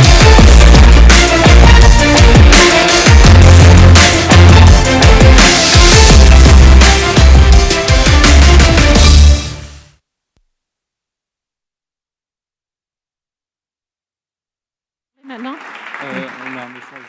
Alors, allez-y. Allez-y derrière. Go ahead. Am I going to ask you questions? Are we sitting? What are we doing? Just wandering around. Let's go ahead. Ask the questions. Okay. So, Jocelyn, why don't you tell us about the kinds of organizations that you have protagonized? So to begin with, and in the voice of Greta Thunberg, I am part of the Fridays for Future movement. In Geneva, we have the Climate Strike organization, which we are part of. And I am also the head of another youth movement called Lycéens Unis pour Demain. We're a French movement as it is, and we advocate for local climate action. And we go beyond the climate strikes and hold our local political actors accountable for what they do and for their policies. So mainly it is local activism, but also we are united through the Fridays for Future movement on a more global scale, and demand adults and older generations to act for us and to act in the name of science. And thank you so much for reminding me why I am an activist with all these facts and figures, which are really, really scary. Thank you so much.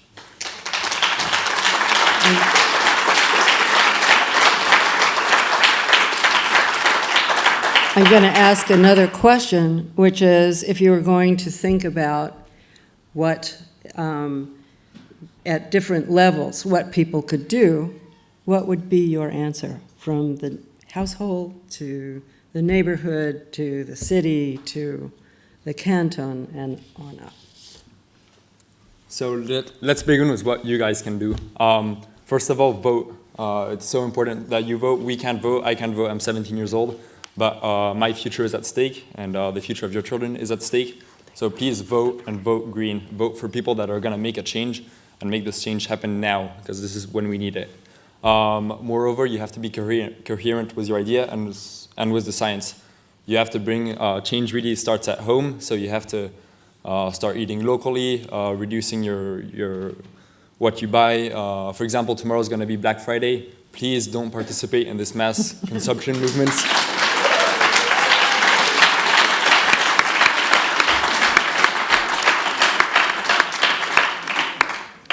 And what can we do nationally? We need to hold our policymakers accountable. Call your mayor, call your député, call whoever's in charge, and ask them why they're doing this and just let them know that if what they're doing is wrong, you're not okay with it, and you want this to change. Change actually can happen. We were lobbying recently against a multi-million project in Divonne-les-Bains for a water bottling plant. We lobbied with success. We're only 17-year-olds or younger, and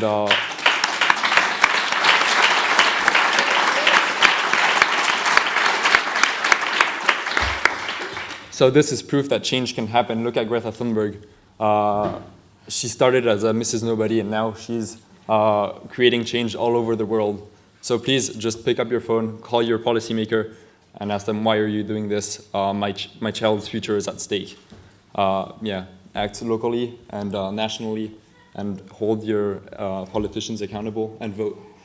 Very good.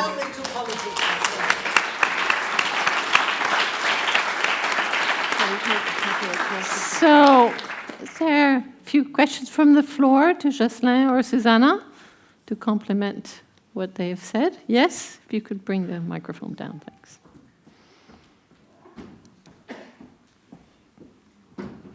Thank you very much. I'm Monika Griefan from the Right Livelihood Board, and I really urge everybody really also to go into politics. Not only make your politicians accountable, but do it yourself, because you can make the change. I have founded Greenpeace in Germany, and afterwards I went into politics, and I could really do a lot of things, and we can do it. And you have to do it yourself as well. Thank you.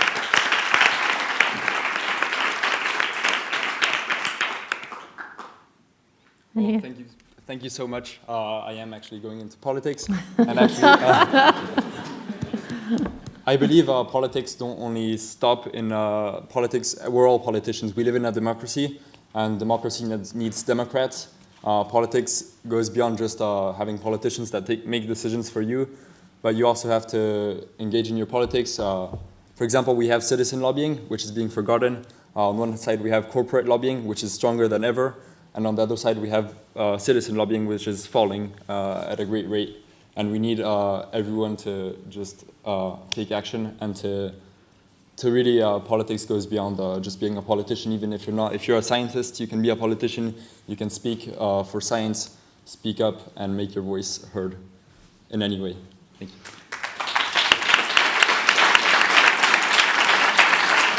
you. Thank you very much, Jocelyn. You don't look like Greta, but you certainly have the punch that she has.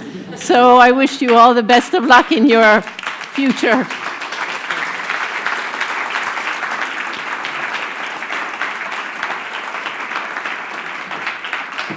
And thank you, Susanna, for sharing with us all your insight. And congratulations to Greta, who unfortunately is not with us this evening, but certainly her presence is felt. But Susanna's presentation really ties in very nicely with our fourth laureate. And I would like to call to the stage Stephen Corey, who's the director of Survival International. Survival received the Right Livelihood Award in 1989 for its work with tribal peoples to secure their rights, livelihood, and self-determination. Stephen is going to introduce our fourth laureate.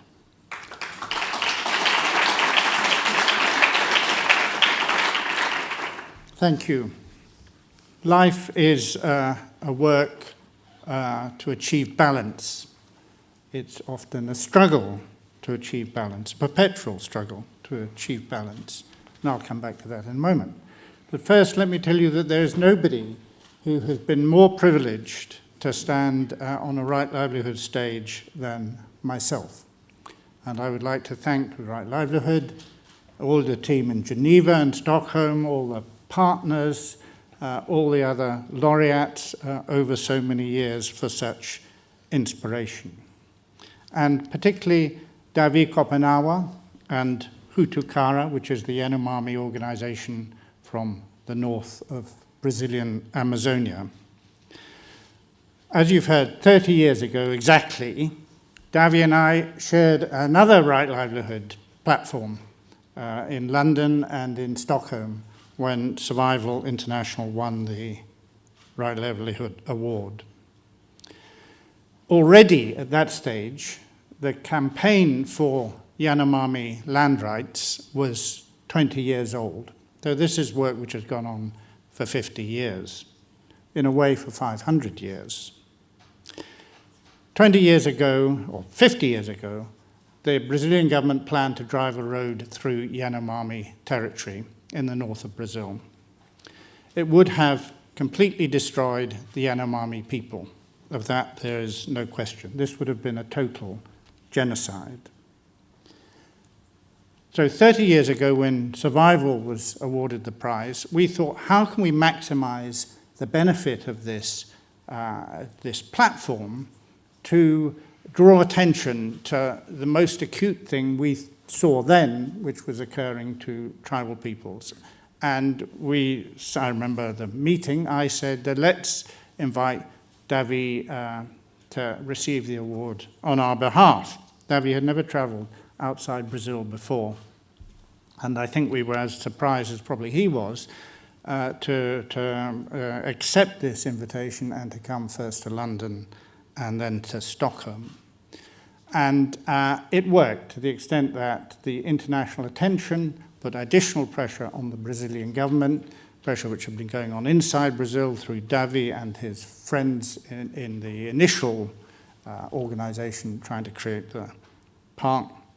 And 3 years after the award, the Yanomami Park was created by the Brazilian government.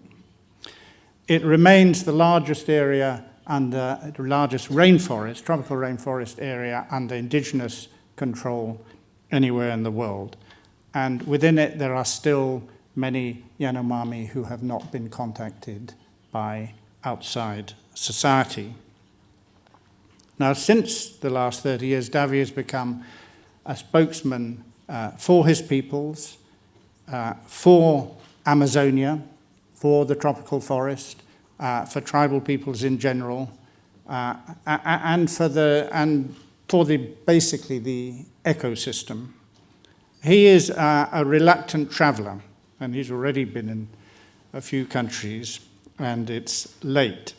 But let me tell you that the threats to this area, as Susanna has outlined, remain acute, and that the current regime in Brazil is trying now to undo decades, generations of progress in awarding indigenous peoples' rights. So the threat has now been never more acute. I'm not going to repeat what Susanna so eloquently said about how Amazonia is not only important for the people who have always lived there and the people who have lived there for the last century or generation or 2 or 3 generations, but also for all of us. But what I would like to say is that the battle for climate has to start with tribal peoples, indigenous peoples, local peoples. And although now there are a lot of institutions of one kind or another which say that, let me assure you that very few of them actually believe it. We have to bring these peoples right into the forefront of climate action. We have to invert the power balance, so we have to start actually listening to them. They are not an afterthought. They are not incidental. They are not marginal. If we want biodiversity, we have to realize that it depends on human diversity, that there are many ways to live, and that these peoples represent a way which is very different to ours. They are indeed the best guardians of the natural world. Now, Davi, as well as being a spokesman, is also a shaman. And a shaman's job is to struggle for balance. Balance between the humans around him or her, balance between the animals, balance between the trees, even the rocks, balance between the natural world and the human world, and the integration of all that. It's a constant struggle. So when a shaman does what a shaman does, he's not actually doing it just for his own community, his own people or her own people. It's a struggle for all of humanity. And surely, if anything is the epitome of right livelihood, it is that idea. And it's an idea, I put it to you, that has never been more needed than it is now. So, I would like to end by thank you for coming. Thank Davi and Hutukara for all their decades of work. And we have a short film by Hutukara, and then I will introduce Davi for the award.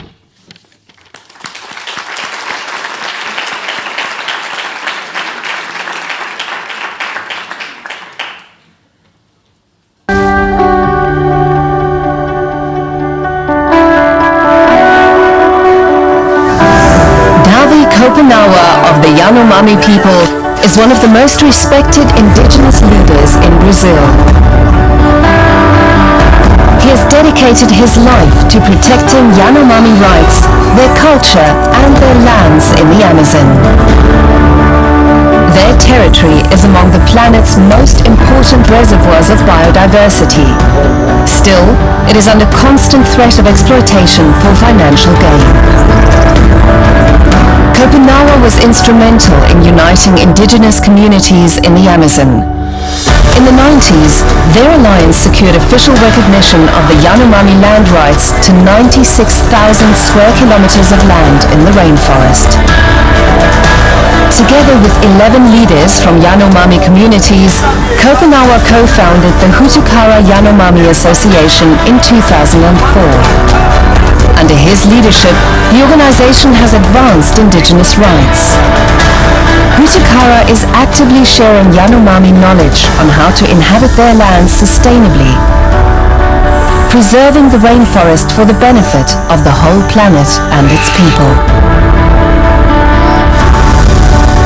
Davi Kopenawa and the Hutukara Yanomami Association, Brazil.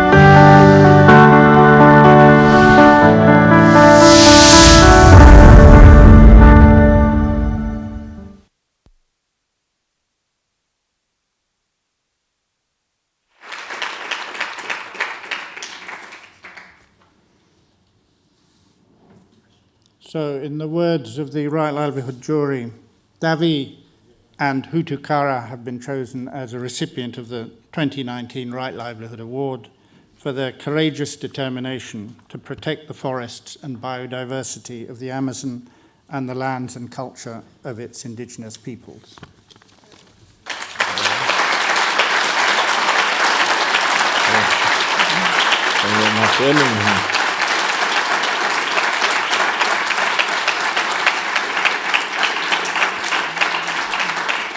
Vamos tentar.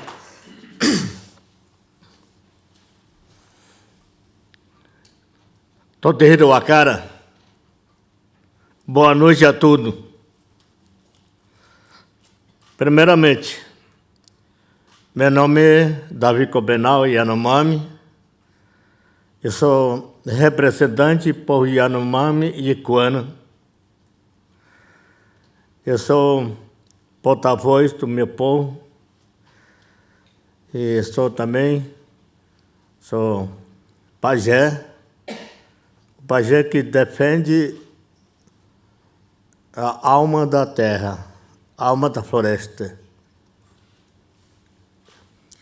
Good evening, everyone. I am Davi Kopenawa Yanomami.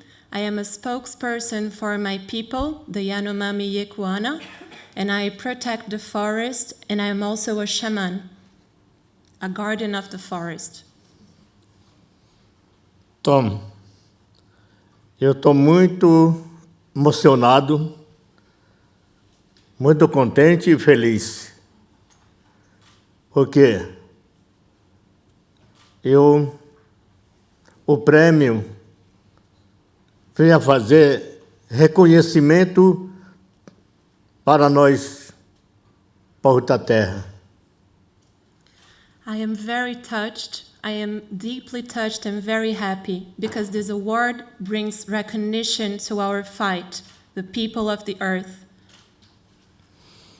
Vou tentar isso aqui.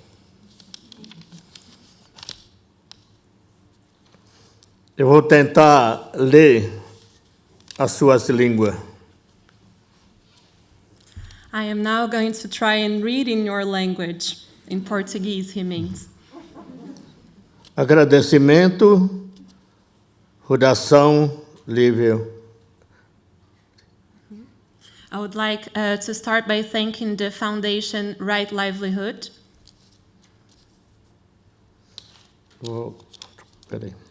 A Cláudia Andujá, Survival Internacional, Carlos Sacchini, Bispo de Roraima, Donaldo Muntiano, Bruce Alberto, Alcida Ramos, Pedro Ricardo, Liderança Macuxi Wapichana, Ailton Krenak, Raoni, Chico Mendes.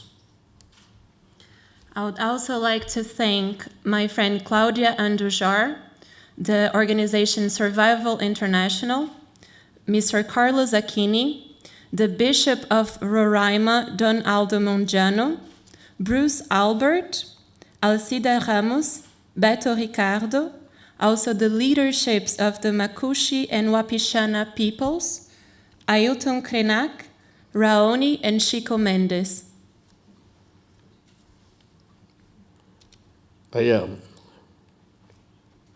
Almito,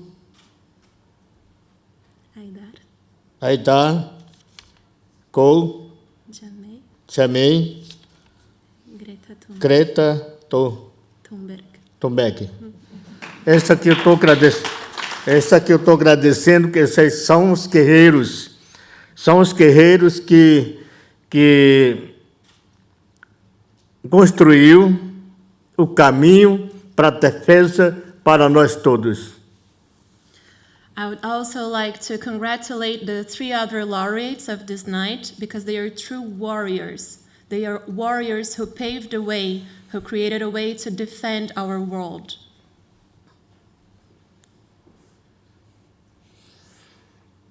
Então, eu estou muito, assim, como eu falei, eu estou emocionado, e o povo norueguês vem oferecendo o prêmio. O povo norueguês reconheceu a minha luta, a defesa do meu povo, Yanomami e Ikuana. For a very long time already, the Norwegian people, David was recently in Oslo, and I think he means the people from here, also the foundation, has been recognizing the important work that he carries out. Então, ninguém lá nascendo sabendo. Eu sou sobrevivência do meu povo Yanomami. Quando eu era pequeno, eu perdi metade do meu povo Yanomami. Por isso eu escolhi esse caminho de defesa do meu povo Yanomami.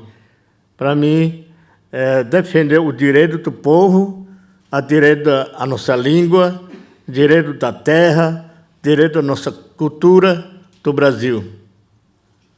No one is born already knowing things, already with knowledge, but I am a survivor of the Yanomami people. When I was very young, I lost many loved ones, and that's why I chose this path, a path of fight, to defend the rights of my people Yanomami, the right to our language, the right to our land, to our culture, and that's why I fight for them. Estou lembrando, o presidente Figueiredo, eu não conheci ele, o presidente Figueiredo, que matou milhares do povo indígena do Brasil, de doença, e o tiro, e a outra doença transmissível, malária, gripe e tuberculose. Just to give you a bit of context, we had a president in Brazil called Figueiredo. I didn't meet him personally, but he was responsible for lots of deaths among the indigenous peoples. Deaths because we were murdered, but also because we fell ill, contracting diseases from the white people, such as malaria. É por isso que eu assumi responsabilidade defender meu povo. Porque eu vi o presidente Figueiredo mataram outros parentes meus, se chama Waimiri Atuaris. That's why I took on the responsibility of defending my people, because at that time, during Figueiredo's mandate, lots of my relatives were murdered. Como chama? Waimiri Atuaris. Waimiri Atuaris is the name of the people. Na terra deles, passou a estrada perimetral norte, se chama Transamazônica. Esse caminho que passou no tempo da nossa terra indígena Yanomami, esse caminho o presidente Figueiredo abriu para matar meu povo, destruir a natureza e roubar nossas terras. At that time, they created a road in the Amazon called Transamazônica that was created right in the middle of my people's land. And this road was created for them to have access into our land, to kill our people and to exploit our natural resources. Então, autoridade, presidente do Brasil voltou, está repetindo, mesmo ameaça invadido que fizeram hoje as nossas terras, invasores, estamos lá. And now once again we have a president who's choosing the same direction, the direction of threatening our people's rights. Bem, o meu grupo, o meu filho está aqui, o parente, outro parente se chama Iguana. Nós estamos juntos, nós estamos um grupo, aprendemos a lutar, aprendemos a falar português, aprendemos a usar a internet, computador, para nos defender. Hoje nós estamos preparando para defender a nosso direito, para defender a nossa floresta, para defender nossos animais, água, montanha, todo o universo, nós estamos aqui. I am here, part of the group. I have my son here with me. We have another member of our family from the Iguana community people, and we're all together in it. We are preparing ourselves to fight for our rights, to defend our forests, to defend our rivers, our mountains, our plants, our animals. We are learning how to fight. Eu sou Bagé. O pajé, que venha, o pajé venha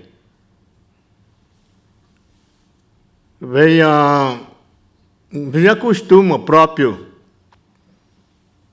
O homem que surgiu junto com a terra, nós chama Omam. Omam que deu essa chabire para defender a nossa universo, para segurar a onda Terra-planeta. Tavi also mentioned that they learned in their preparation to fight to talk in Portuguese, which is not their language, and to use computers, to use the internet.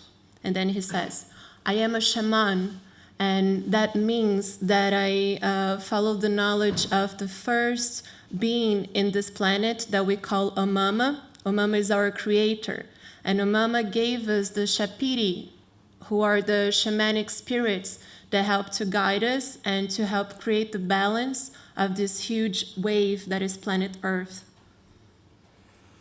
Então, Omama é pessoal honesto, pensamento bom, pensar bem, para viver bem, comer bem, beber água limpo e respirar o ar limpo. Então, esse é que nós continuamos trabalhando com os pajés. Nós usamos uma árvore de sabedoria para andar nesse caminho da vida. Omama has only good thoughts, and for you to have good thoughts, you have to breathe clean air, you need to eat clean food, you need to drink clean water, and we follow this shamanic path. Então, eu vou falar a organização que nós construímos, se chama Hutucara Associação Yanomami. Hutucara Associação Yanomami é a ferramenta que nós temos para nos defender nossas terras, nossa comunidade, nosso costume, nossas línguas. Então, essa associação da Hutucara é um papel muito importante que nós construímos pensamento do povo Yanomami e Yequana. Let me tell you a little bit about our association that is called Utukara. Utukara is a Yanomami Yequana people's association, and it is a tool for us, a very important tool for us to defend ourselves. And it plays a major role in defending our rights to our land, our culture, and our language. Então, eu vou explicar melhor para você o que é Hutucara. Hutucara é mundo. Hutucara é universo, a Terra, planeta, junto com a Lua, junto com o Sol, a estrela, a chuva, e nós estamos dentro do universo. Nós, povo Yanomami, aprendemos para defender, para não deixar fundar a nossa terra, para não deixar cair o céu acima da gente. So let me explain to you a little bit better the meaning of the term Utukara. Utukara is the world. Utukara is the universe. It is everything, the moon, the sun, the stars, the rains. And we find ourselves within this universe. And the Yanomami people is now learning to defend ourselves, to defend Utukara, so our planet won't sink, so that the sky will not fall. Então nós temos a organização própria que nós construímos, se chama Airca, Curicama, Comirayoma, Hutucara, Sidume e outro Texore, Fenama. São 8 organizações que nós criamos para defender a nossa terra-mãe. Utucara is part of a total of 8 organizations also. Airca, Curucama, Utucara, Sidumi, Teixeira, and Fenono, organizations that we created collectively to defend ourselves. Então, para nós, Yanomami e Ikuana, é muito importante que nós estamos trabalhando, nós estamos lutando para assim, contra invasores, para nós atrapalhar o pensamento do homem branco que está destruindo a nossa floresta. So the work that we do is against the people who are invading our land. To us, the thoughts of the white men are really hindering our philosophy of life and the way that we live. Então, tudo isso, eu continuo lutando,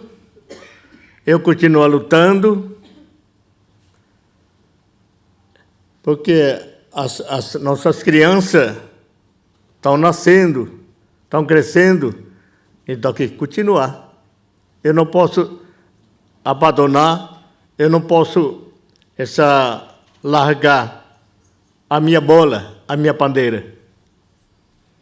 So I keep on fighting because our children are being born, children are growing up, so I cannot afford to stop my fight. I cannot afford to abandon them and to leave behind everything that we fought for. Então,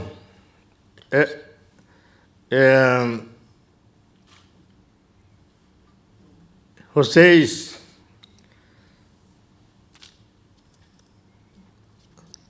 a Creta, ela viu o erro do pai dele, o erro do governo dele, está destruída, as montanhas derrubadas, muito lixo, a floresta queimada. É por isso a Creta, ela chegou longe. Eu tô muito contente com ela.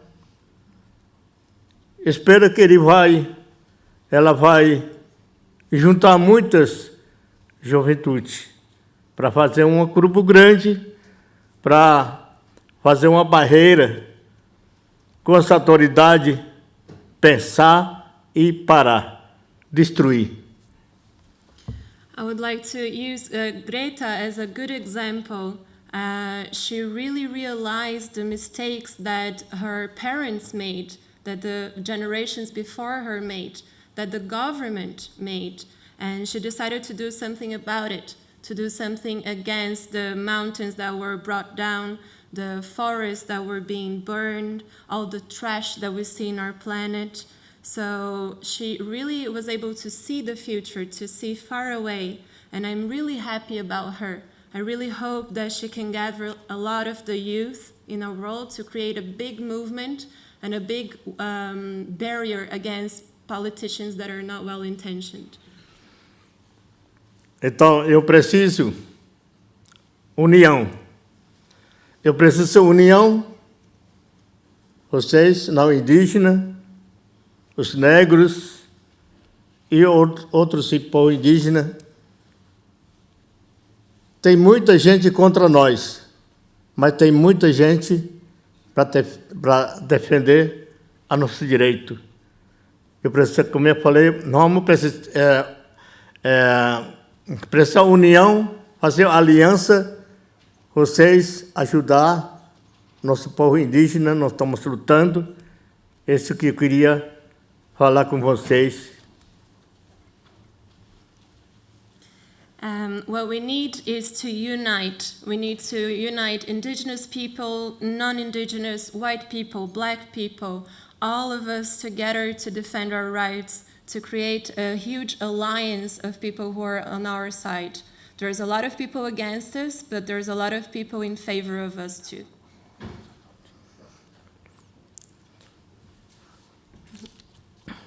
Aí tá.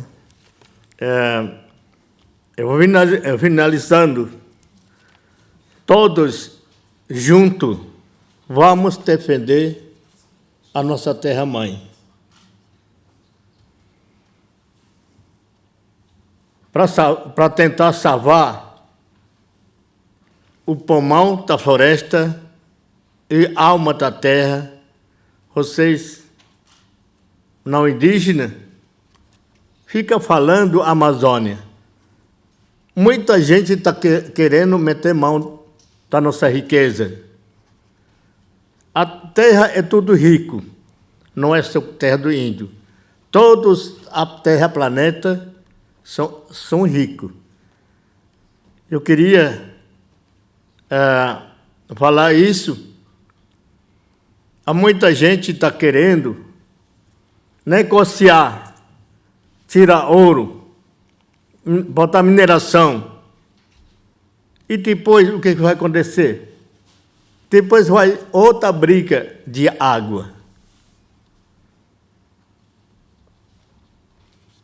So just to finish now, I would like to say that we need to save the lungs of the forest, the soul of this planet. You, non-indigenous people, you like to talk a lot about the Amazon, but there's lots of wealth everywhere, all around the world, in nature. And lots of people are coming to our land to do business. They want to find gold, they're gold mining. But then what's going to happen afterwards? We're going to have war because of water very soon. Então, vou finalizar.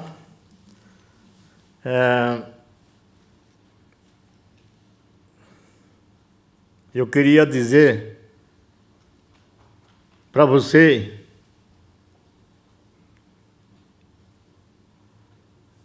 vocês, europeus, vocês estão longe, mas vocês estão ajudando a proteger, defender de nós. Eu agradeço as suas lutas, os seus trabalhos. Vamos trabalhar junto, vamos andar junto para salvar a nossa floresta amazônica. Muito obrigado.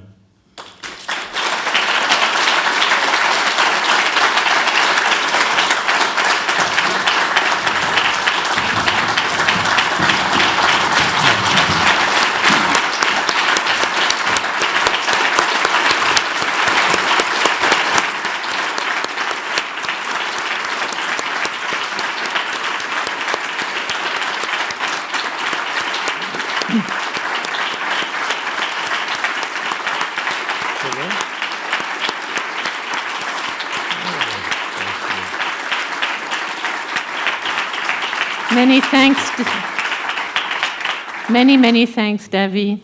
Many thanks and congratulations for this courageous work. Muito obrigada e parabéns pelo seu trabalho corajoso. Thank you very much. Thank you. I'll take the freedom to translate just the last bit so you're not left without understanding. He says, you Europeans, even though you're very far away from us, you help us enormously.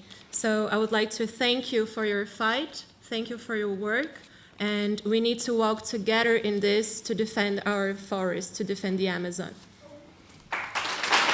Thank you.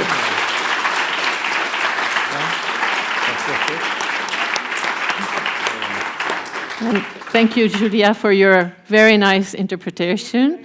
Thank you for Stephen as well for being with us. It's quite a symbolic gesture that you're here 30 years later after Davi received the award for your organization. So we are now nearing the end, and there are two things before we say goodbye to you. One is a list of thank yous, and the second is some music. And I debated quite a long time with the organizer, our partner, whether we should put the music first or the thank you first. Finally, we decided we'd do the thank you first and let you relax and enjoy the music to the end, I hope, and then we would say goodbye.